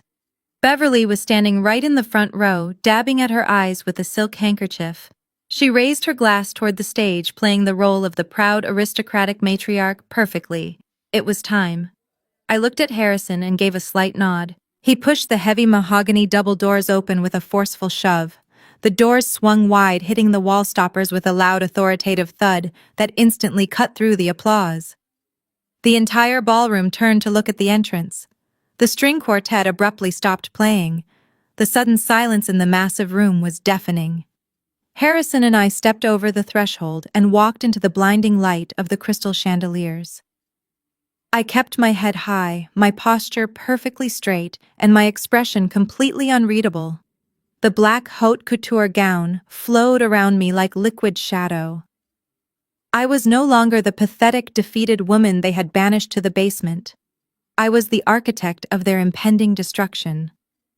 The crowd of elite guests immediately parted like the Red Sea. They did not move for me, they moved for Harrison. He was a legendary figure in the Manhattan financial district, a ruthless billionaire who swallowed tech startups for breakfast. His presence at a newly minted billionaire party was a massive shock to the press and the investors. The journalists immediately started whispering, pointing their cameras at us. But for Nolan, Beverly, and Sienna, the shock was entirely different. They were not looking at Harrison, they were staring directly at me. Beverly was frozen in the front row, her jaw dropped completely open. The silk handkerchief slipped from her fingers. She stared at my designer gown and the confident grip I had on a world-famous billionaire arm. Her hand began to tremble uncontrollably. The crystal champagne flute slipped from her fingers and crashed onto the marble floor. The sharp sound of shattering glass echoed loudly in the dead silent room. On the stage, Nolan's face drained of all its color. He looked like he had just seen a ghost. His arrogant billionaire posture completely collapsed. His eyes darted from my face to Harrison and then down to my designer dress. His brain was violently short-circuiting, trying to process how the woman he had just forced to sign a $10,000 divorce settlement was walking into his victory gala on the arm of a Wall Street titan. Sienna lowered the microphone, her fake smile completely melting off her face. She instinctively clutched her flat stomach, taking a step back behind Nolan. The cheap triumph she had felt just moments ago was entirely evaporated by my sheer presence.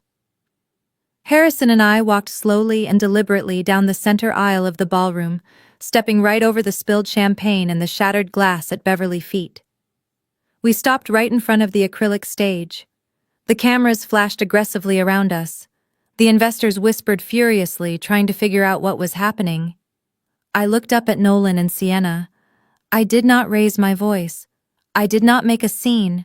I simply let the absolute weight of my silence crush them. "Good evening, Nolan," I said, my voice perfectly smooth and carrying clearly through the quiet room. "I hope I am not interrupting this celebration. I received an invitation from your mother to attend. She suggested I might find some work here tonight. But as it turns out, I am just here to finish a project." Nolan opened his mouth to speak, but absolutely no words came out. He was completely paralyzed by the sudden shift in power. He thought he was the king of the world tonight. He had no idea that I had just walked into the room to officially behead him. Nolan finally snapped out of his shocked paralysis. The blinding camera flashes around us seemed to trigger his massive ego. He could not stand looking weak in front of his elite investors and the national media. His face turned bright red with fury as he marched to the edge of the acrylic stage, looking down at us. "Security," he yelled, waving his hand frantically toward the back of the room. "I want this woman removed immediately." He pointed a shaking finger directly at my face. "Audrey, are you completely insane?" he hissed, trying to keep his voice low, but failing miserably.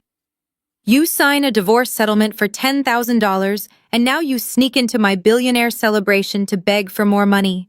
Get out of my building before I have you thrown in a police cruiser." Nolan then turned his misplaced rage toward Harrison. He obviously recognized the legendary billionaire, but his newly inflated arrogance made him completely blind to the danger standing right in front of him. "I do not care who you are," Harrison Nolan spat, crossing his arms defensively. "You might be a big shot on Wall Street, but this is my company and my night. You have no right to bring this pathetic gold digger into my private event. Take her and leave immediately, or I will have my guards physically remove you both." Harrison did not even blink. His expression remained completely carved out of ice. He gently released my arm and adjusted the cuffs of his midnight blue tuxedo. Without saying a single word to Nolan, he calmly walked up the short steps onto the acrylic stage. Sienna let out a small gasp and scrambled backward, dropping her champagne glass. It shattered against the floor, joining the mess Beverly had already made. Nolan puffed out his chest, trying to block the path, but Harrison simply walked right past him like he was a piece of cheap invisible furniture. Harrison reached out and firmly snatched the microphone directly from Nolan's hand. The sharp screech of audio feedback echoed through the massive ballroom, instantly silencing the murmurs of the confused crowd. Harrison tapped the microphone once and looked out at the sea of wealthy investors and hungry journalists. "Good evening, everyone," Harrison began, his deep voice commanding absolute authority. "For those who do not know me, my name is Harrison. I represent the private, offshore wealth management firm that facilitated the recent massive capital injection into this tech startup." The crowd immediately started whispering again. They all knew that the $50 million buyout from Apex Global Ventures was the exact reason this initial public offering was successful today. It was the only thing keeping the stock price skyrocketing. Nolan smirked, crossing his arms again. He genuinely thought Harrison was about to publicly praise his financial genius and validate his new billionaire status. He thought the immediate threat was over, and that Harrison was just here to make a dramatic speech about their lucrative partnership. "I am here tonight to officially confirm that the acquisition is now 100% complete." Harrison continued, his voice echoing off the high ceilings. "The controlling shares have been fully transferred. The $50 million cash reserve has been placed in an untouchable escrow account pending a federal audit. And effective immediately, a complete corporate restructuring has been executed." Nolan's smile faltered slightly. His eyebrows pulled together in deep confusion. "Corporate restructuring," Nolan whispered loudly, his voice caught by the microphone. "What are you talking about?" "I am the chief executive officer. I own this company." Harrison turned slowly to face Nolan, looking at him with absolute pity. "Not anymore," Harrison stated coldly. "You blindly signed a predatory term sheet that allowed the parent company to seize your entire equity in the event of severe financial discrepancies. And my team found exactly 5 million discrepancies hidden in your fake vendor ledgers. You embezzled investor capital to buy sports cars and diamonds. You do not own a single share of this company anymore, Nolan. You own absolutely nothing." The entire ballroom gasped in unison. It sounded like all of the oxygen had been sucked out of the room at once. The camera flashes erupted like a violent lightning storm. Journalists were shoving each other to get a better angle of the unfolding disaster. The investors began frantically dialing their brokers. Harrison turned his attention back to the shocked crowd and gestured gracefully toward me. I stood tall in my black designer gown, completely unbothered by the absolute chaos breaking out around me. "Ladies and gentlemen of the press," Harrison announced, his voice booming over the noise. Allow me to introduce the sole beneficiary of Apex Global Ventures.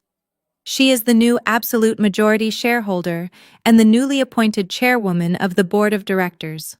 Please welcome Ms. Audrey. The silence that followed was heavy enough to crush a diamond. Nolan stared at me, his eyes wide with pure, unadulterated terror. The color completely drained from his face, leaving him looking like a sick ghost. His brain finally connected all the terrifying pieces of the puzzle. The mysterious $50 million offer, the rushed divorce settlement, the aggressive financial separation he had practically forced me to sign just yesterday. He had literally handed me his entire empire and legally shielded me from his federal crimes on the exact same day. I had used his own bottomless greed to strip him bare. No, Nolan choked out a pathetic, weak sound escaping his throat. No, that is impossible. She was in the basement. His legs simply gave out beneath him. The brand new billionaire collapsed directly onto the hard acrylic floor of the stage, landing heavily on his knees. His custom suit crumpled around him as he stared blankly at the floor. Sienna screamed a high-pitched, hysterical sound, realizing her golden ticket had just evaporated into thin air. Beverly slumped against a nearby catering table, clutching her chest as she watched her son's entire world instantly vaporize. I looked down at Nolan kneeling pathetically before me, while the cameras captured every single second of his absolute ruin. He was a king without a kingdom, a billionaire with a $0 bank account. The game was finally over, and I had won everything. I walked past the shattered glass and ascended the short acrylic steps onto the stage. Nolan was still kneeling on the floor, his breath coming in short, panicked gasps. I did not look down at him. I did not offer him a single glance of pity or vindication. He had ceased to exist as my husband the moment he handed me that divorce settlement.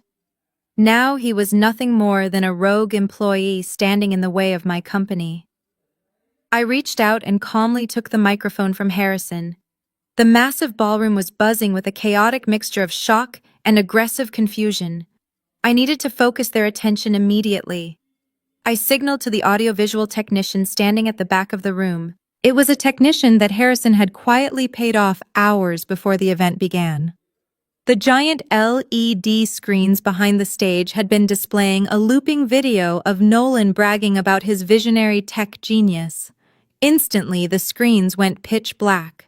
A second later, they illuminated the entire ballroom with the stark white background of a master financial audit report. It was the exact dossier I had meticulously compiled in the damp darkness of the basement.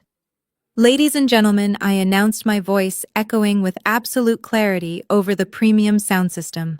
Please direct your attention to the screens behind me. What you are looking at is the true financial architecture of this tech startup. It is the exact architecture that my former husband desperately tried to hide from the Securities and Exchange Commission before today's initial public offering.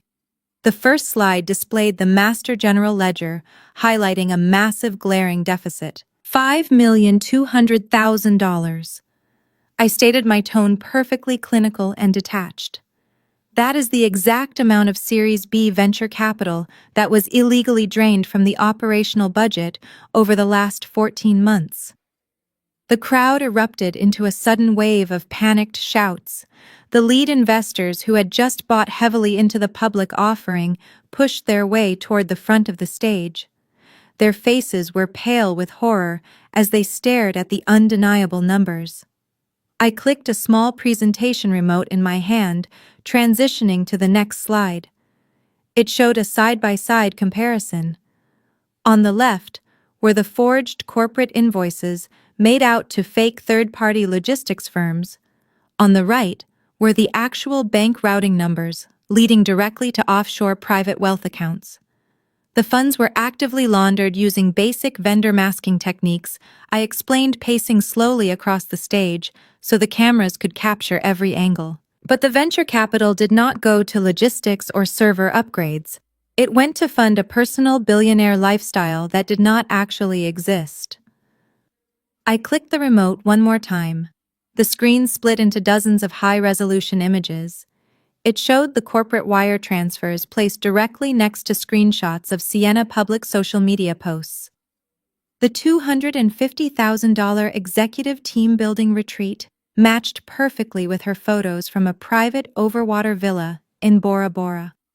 The $120,000 emergency hardware upgrade was placed right next to a video of her posing on the hood of a brand new red exotic sports car in Miami. The dates and the massive dollar amounts matched perfectly, down to the very last cent. The journalists in the room went absolutely feral. Camera flashes strobed like violent lightning as they frantically documented the undeniable evidence of federal wire fraud playing out on the giant screens. The wealthy socialites who had just been clapping for Sienna were now staring at her in absolute disgust. Sienna covered her face with her hands, trying to hide behind the catering tables, but the ruthless cameras followed her every single move. Beverly let out a loud wail, realizing the diamond tiara on her head was bought with stolen investor money. Nolan finally found his voice. He scrambled up from his knees and lunged toward me. "Audrey, stop this," he pleaded, his voice cracking with sheer desperation and panic. "You are destroying the public stock price. You are destroying everything we built. We can fix this quietly. Just turn off the screens." I stepped back easily, avoiding his frantic grasp. Harrison stepped cleanly between us, acting as an immovable physical barrier. "There is nothing left to fix, Nolan," I said, staring right through his pathetic tears. "You built a fragile house of cards on top of stolen money, and you handed me the detonator. As the new majority shareholder and the chairwoman of the board of directors, it is my strict fiduciary duty to protect this company from corporate criminals."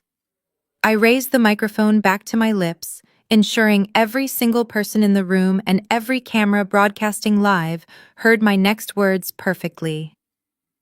"Nolan," I said, my voice dropping to a lethal and absolute chill. "Effective immediately, you are terminated from your position as Chief Operating Officer. You are stripped of all executive privileges, all building access, and all company resources. You are fired." The investors began screaming into their cell phones, frantically ordering their brokers to dump millions of shares of the newly minted stock before the federal regulators officially halted trading. The fake billionaire empire Nolan thought he had built was burning to the ground in real time right in front of his eyes. And I was the one holding the match. The chaos in the ballroom continued to escalate as investors scrambled for the exits. Nolan was still frozen on the stage, completely ruined. That was when Sienna decided to make the biggest mistake of her entirely fabricated life. Instead of running away quietly, she stepped out from behind the catering tables and marched directly toward me. Her face was twisted with absolute rage. She genuinely believed she could still intimidate me by putting on a dramatic show for the remaining cameras. "You are just a pathetic, jealous woman," Sienna screamed, pointing her manicured finger at my face. "You think you can destroy us with a stupid slideshow? Nolan is a genius. He will just build another company, and we will still be richer than you will ever be. My husband is an actual billionaire, and he will crush you and your little ghost company for doing this to me. You are nothing but a bitter ex-wife who could not keep her man." I did not even flinch. I just stared at her with complete emptiness. I did not need to say a single word because her destruction was not my responsibility. It belonged to the man standing right next to me. Harrison let out a slow, dark chuckle. He raised his right hand and simply snapped his fingers. The sharp sound cut through Sienna, hysterical screaming. From the shadows of the ballroom entrance, one of Harrison's elite corporate lawyers stepped forward.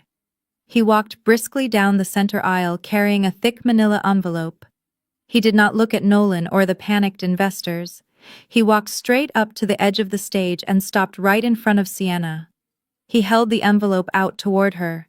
Sienna stopped screaming. She stared at the envelope, her false confidence suddenly wavering. "What is this?" she demanded, her voice trembling slightly.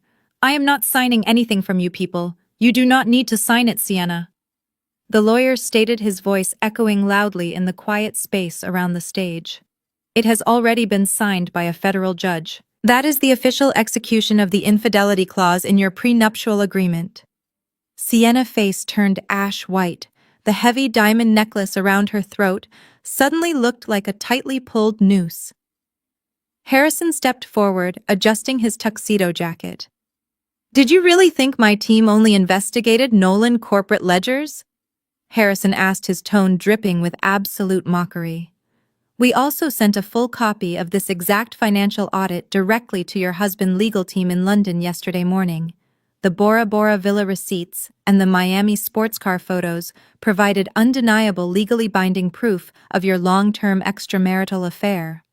The lawyer opened the envelope and pulled out a single sheet of paper, reading it aloud for the entire ballroom to hear.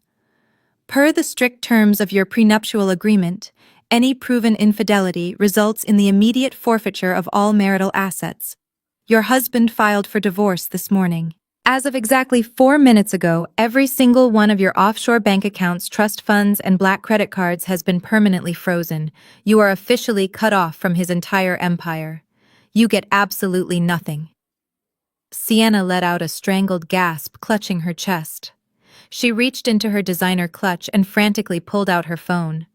She tried to open her mobile banking application, but the screen flashed a bright red error message indicating that her accounts were locked. She started tapping the screen violently, tears streaming down her face and ruining her expensive makeup. It cannot be locked. Sienna sobbed, her voice cracking under the weight of her sudden poverty. He cannot just take everything away from me. I am pregnant. I am having a baby. I finally stepped forward, looking down at her fake, flat stomach. Your imaginary baby will not save you, Sienna, I said smoothly. You played a very dangerous game with other people's money, and you lost completely. The lawyer took one step closer to her. Furthermore, Sienna, he continued, his voice cold and mechanical. The 30-carat diamond necklace you are currently wearing was purchased using your husband's funds. The red designer gown you have on was paid for using Nolan's stolen corporate credit card. Since both assets are now officially classified as stolen property or frozen marital assets, I am legally obligated to demand that you surrender them immediately. The remaining journalists in the room gasped loudly. The humiliation was absolute and entirely total. Sienna was standing in front of the national media, realizing she did not even own the clothes on her back. You cannot do this to me, Sienna screamed, dropping her phone onto the floor. I will not take off my clothes in front of these cameras. You are all monsters. You can hand over the stolen assets to the federal authorities when they arrive in about 5 minutes, Harrison replied calmly. I suggest you start walking toward the service elevator before the police drag you out of the main lobby in handcuffs. Sienna looked frantically at Nolan, begging him to do something. But Nolan just stared blankly at the floor, completely broken and unable to save himself, let alone her. She was entirely alone. Stripped of her wealth, her fake prestige, and her stolen diamonds, the mistress who thought she was a queen was reduced to nothing more than a sobbing criminal waiting for her prison cell. Sienna was still sobbing uncontrollably, clutching her chest as the reality of her complete financial ruin set in. Nolan remained kneeling on the cold acrylic stage, his eyes glazed over in a state of absolute shock.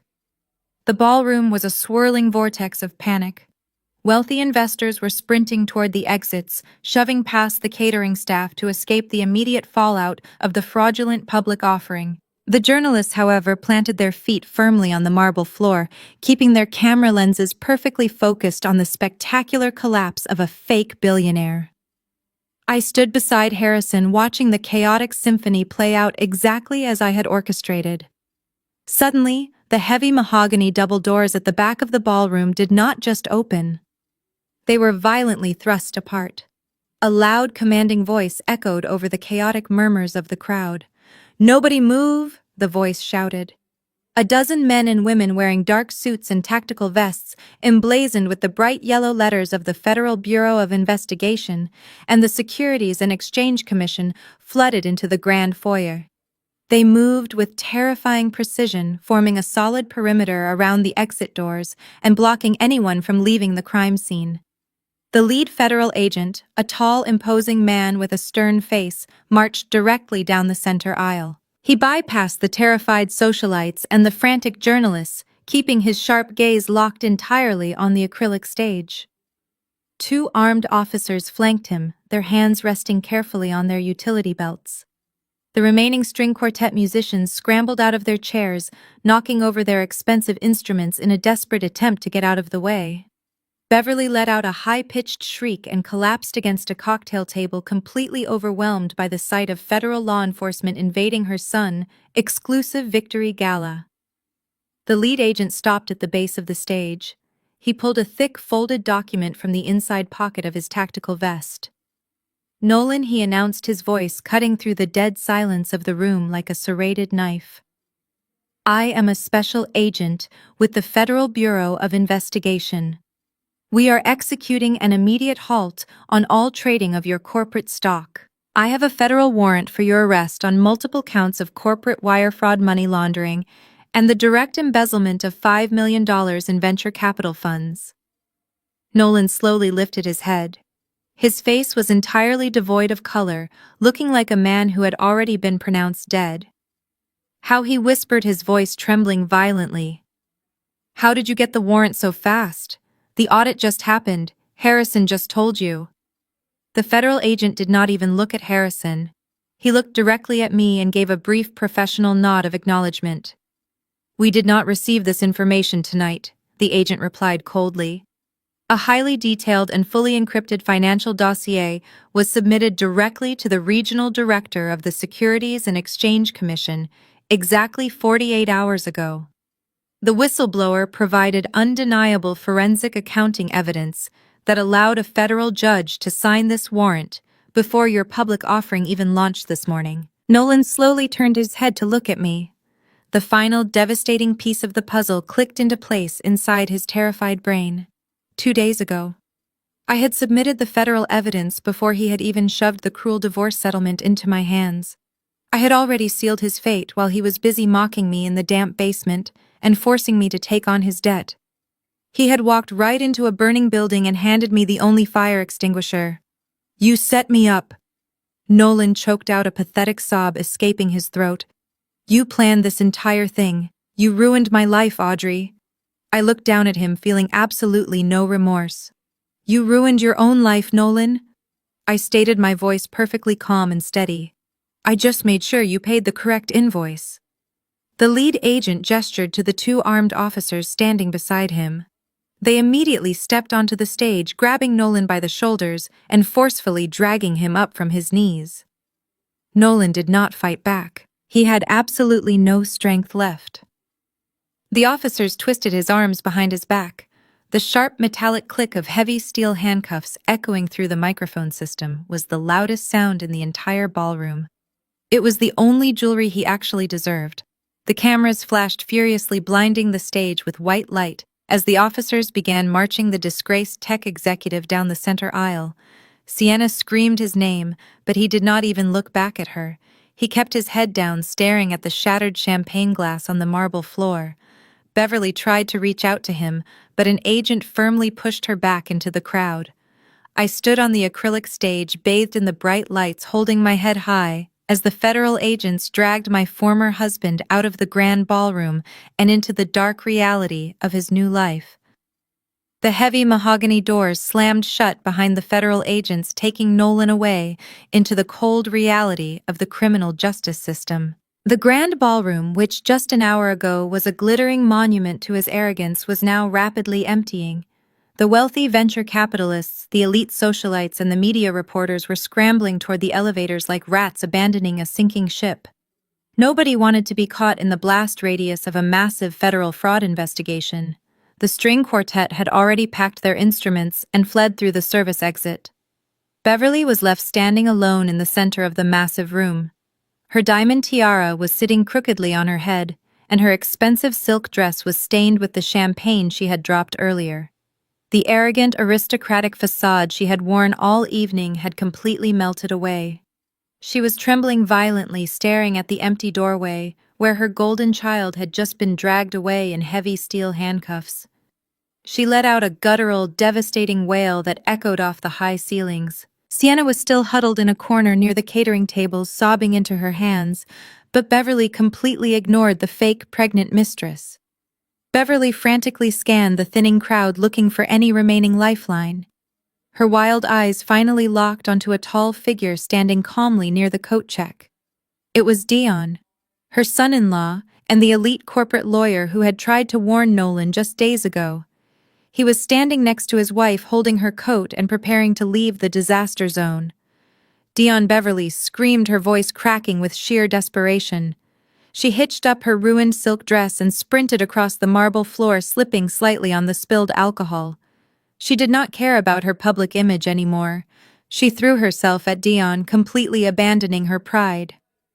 Beverly collapsed onto the hard floor, wrapping her arms tightly around Dion's legs. She buried her face in the fabric of his expensive navy suit pants, weeping hysterically. "Dion, you have to help us," Beverly sobbed uncontrollably. "You have to call your law firm right now. Call the federal judges. Call anyone you know in the Justice Department. You have to get my son out of that police cruiser. You are a powerful lawyer, Dion. You can arrange bail. You can fix this. Please do not let them lock my boy in a cage." Dion did not reach down to comfort her. He did not offer a sympathetic shoulder. He simply looked down at his mother-in-law with an expression of absolute ice-cold contempt. His wife stood beside him, wiping a single tear from her cheek, but she made absolutely no move to help her mother up from the floor. She knew exactly what her brother had done, and she was choosing her husband over the sinking ship of her corrupt family. Dion looked across the empty ballroom and made direct eye contact with me standing on the stage. I offered him a slow, subtle nod, acknowledging the brutal reality of the situation. He nodded back before returning his cold gaze to the pathetic woman weeping at his feet. "Let go of my legs," Beverly Dion said, his voice perfectly calm but carrying a heavy, commanding weight. "No, you have to promise me you will defend him," Beverly begged, tightening her grip. "He is your family, Dion. You owe us this. You cannot just abandon him to those federal agents. They are going to ruin his life over a simple accounting mistake."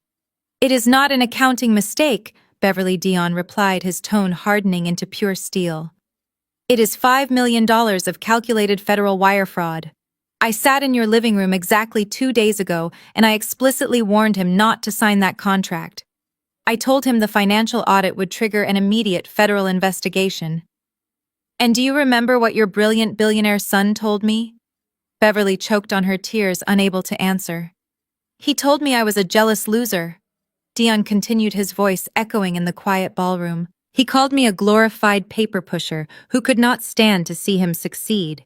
He told me to get out of his house. He chose his massive ego over my legal advice. He dug his own grave, and now he gets to lie in it." Beverly looked up at him, her makeup running down her face in dark, ugly streaks. "Please, Dion," she whispered, her voice hoarse. Dion firmly reached down and pried her hands off his suit pants. He took a deliberate step back, distancing himself from the toxic wreckage of her family. "I worked for 10 grueling years to build my reputation in the corporate law sector," Dion stated, looking down at her with absolute finality. "I am a partner at my firm. I have a clean record and a spotless career. I will not sell out my license to practice law for a stupid federal criminal." Beverly gasped loudly, as if he had just physically struck her. She slumped forward onto the marble floor, completely defeated. Dion turned his back on her. He gently placed the winter coat over his wife's shoulders. He took her hand, and without looking back at the crying matriarch or the ruined billionaire gala, they walked out the heavy mahogany doors. The click of the door shutting behind them sounded like a final heavy lock sliding into place.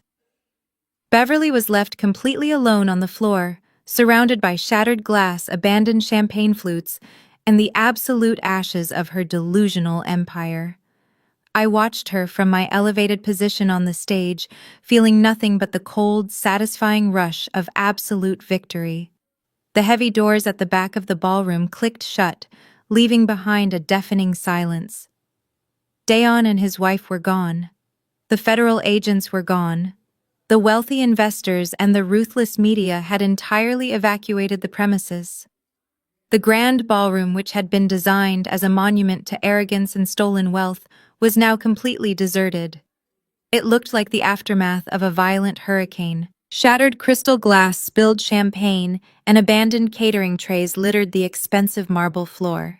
Beverly was left entirely alone in the center of the wreckage. She was kneeling on the cold floor, trembling violently.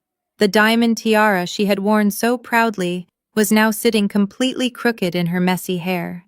The aristocratic facade she had maintained for months had entirely evaporated, leaving behind nothing but a terrified and broken old woman. She slowly turned her head and looked up at the acrylic stage. Her bloodshot eyes locked onto me.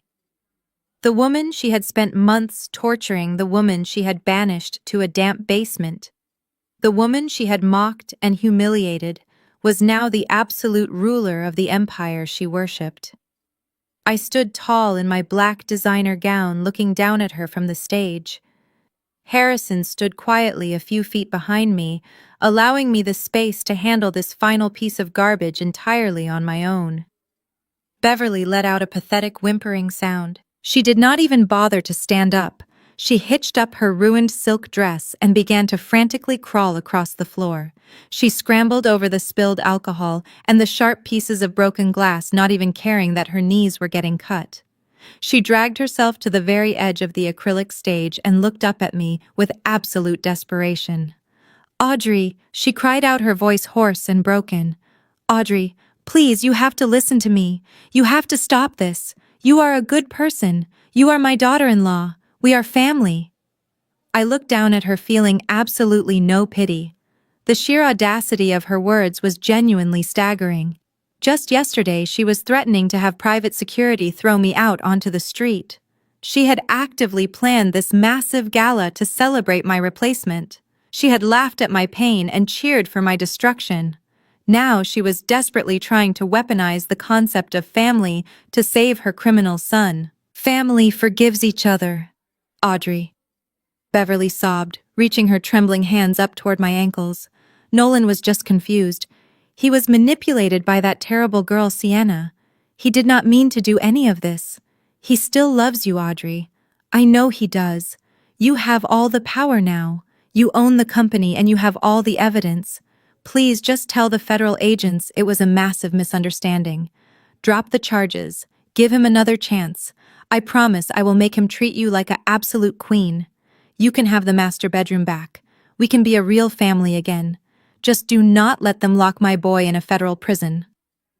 I slowly descended the short acrylic steps until I was standing on the marble floor right in front of her. I crouched down so my face was perfectly level with hers. The heavy scent of stale champagne and pure terror radiated from her skin. She reached out, trying to grab the fabric of my dress, but I smoothly stepped back, denying her the comfort of my touch. "Family."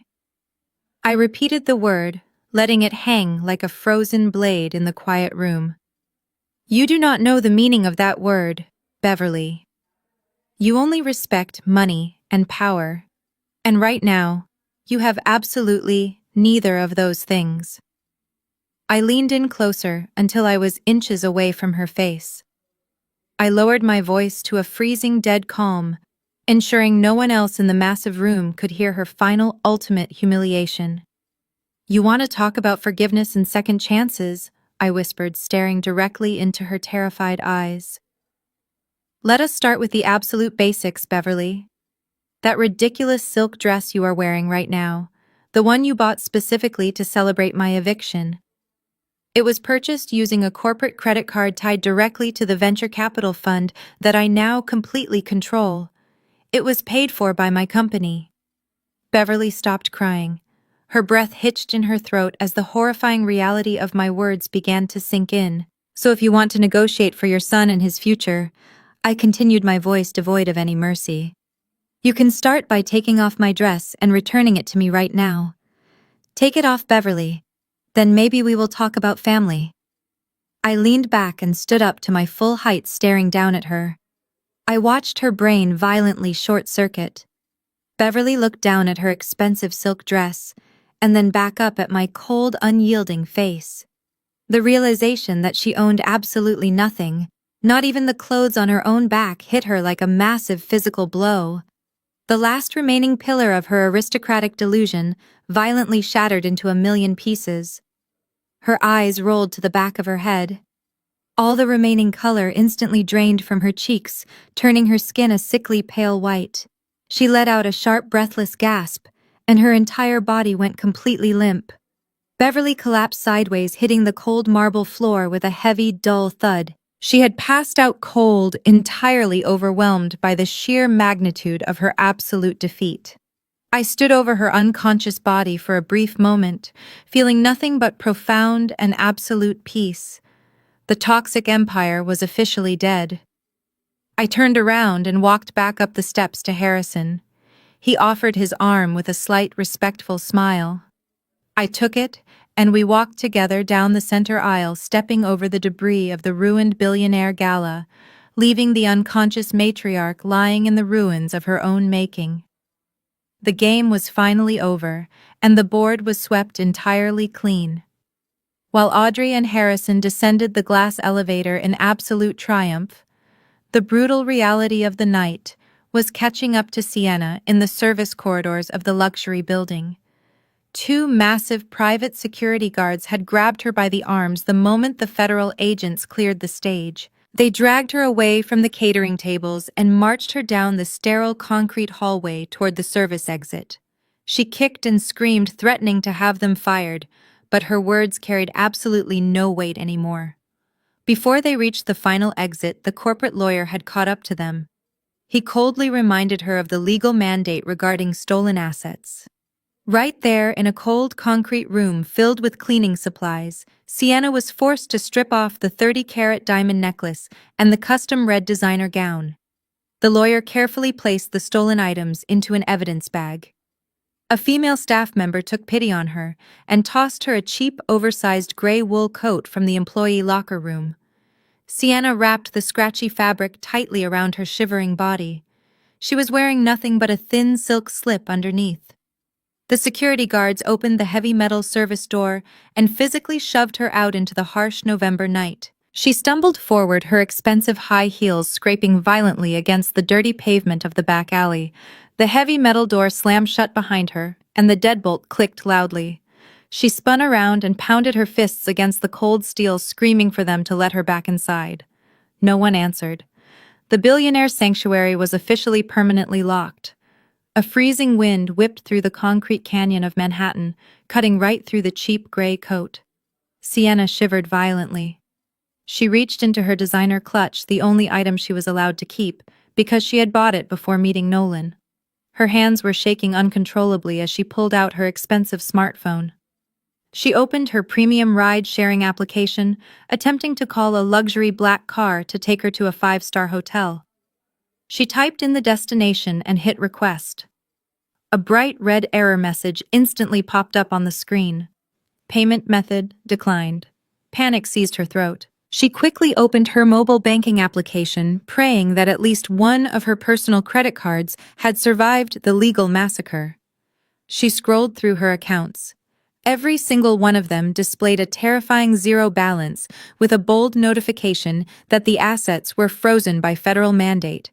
She had no checking account. She had no savings. Her platinum credit cards were entirely useless pieces of plastic. She did not even have $20 in cash to hail a regular yellow taxi. Sienna stumbled out of the dark alley and onto the brightly lit main avenue. The flashing red and blue lights of the federal law enforcement convoy illuminated the entire city block. She stood frozen on the sidewalk, watching the heavily armored tactical vehicles pull away from the grand entrance of the luxury building.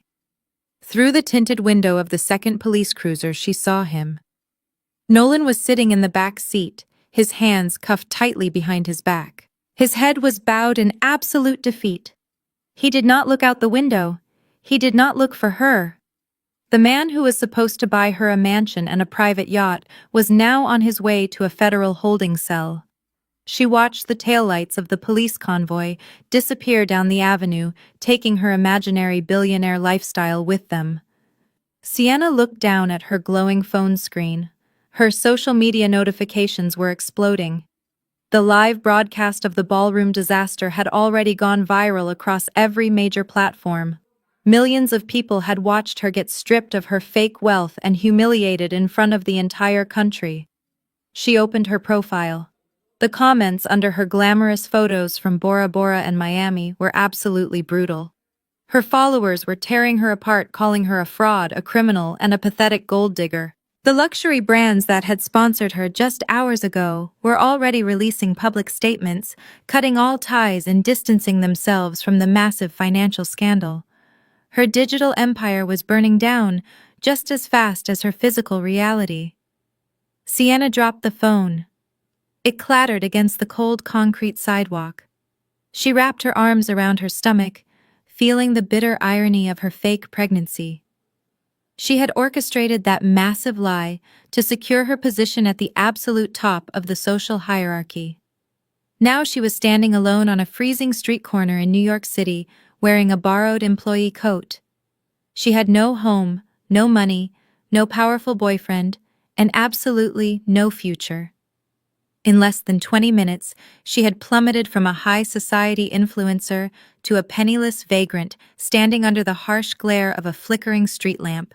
The cold wind howled around her, delivering the ultimate bitter punishment for her bottomless vanity. Exactly 1 month had passed since the flashing red and blue lights of the federal police convoy faded into the cold Manhattan night.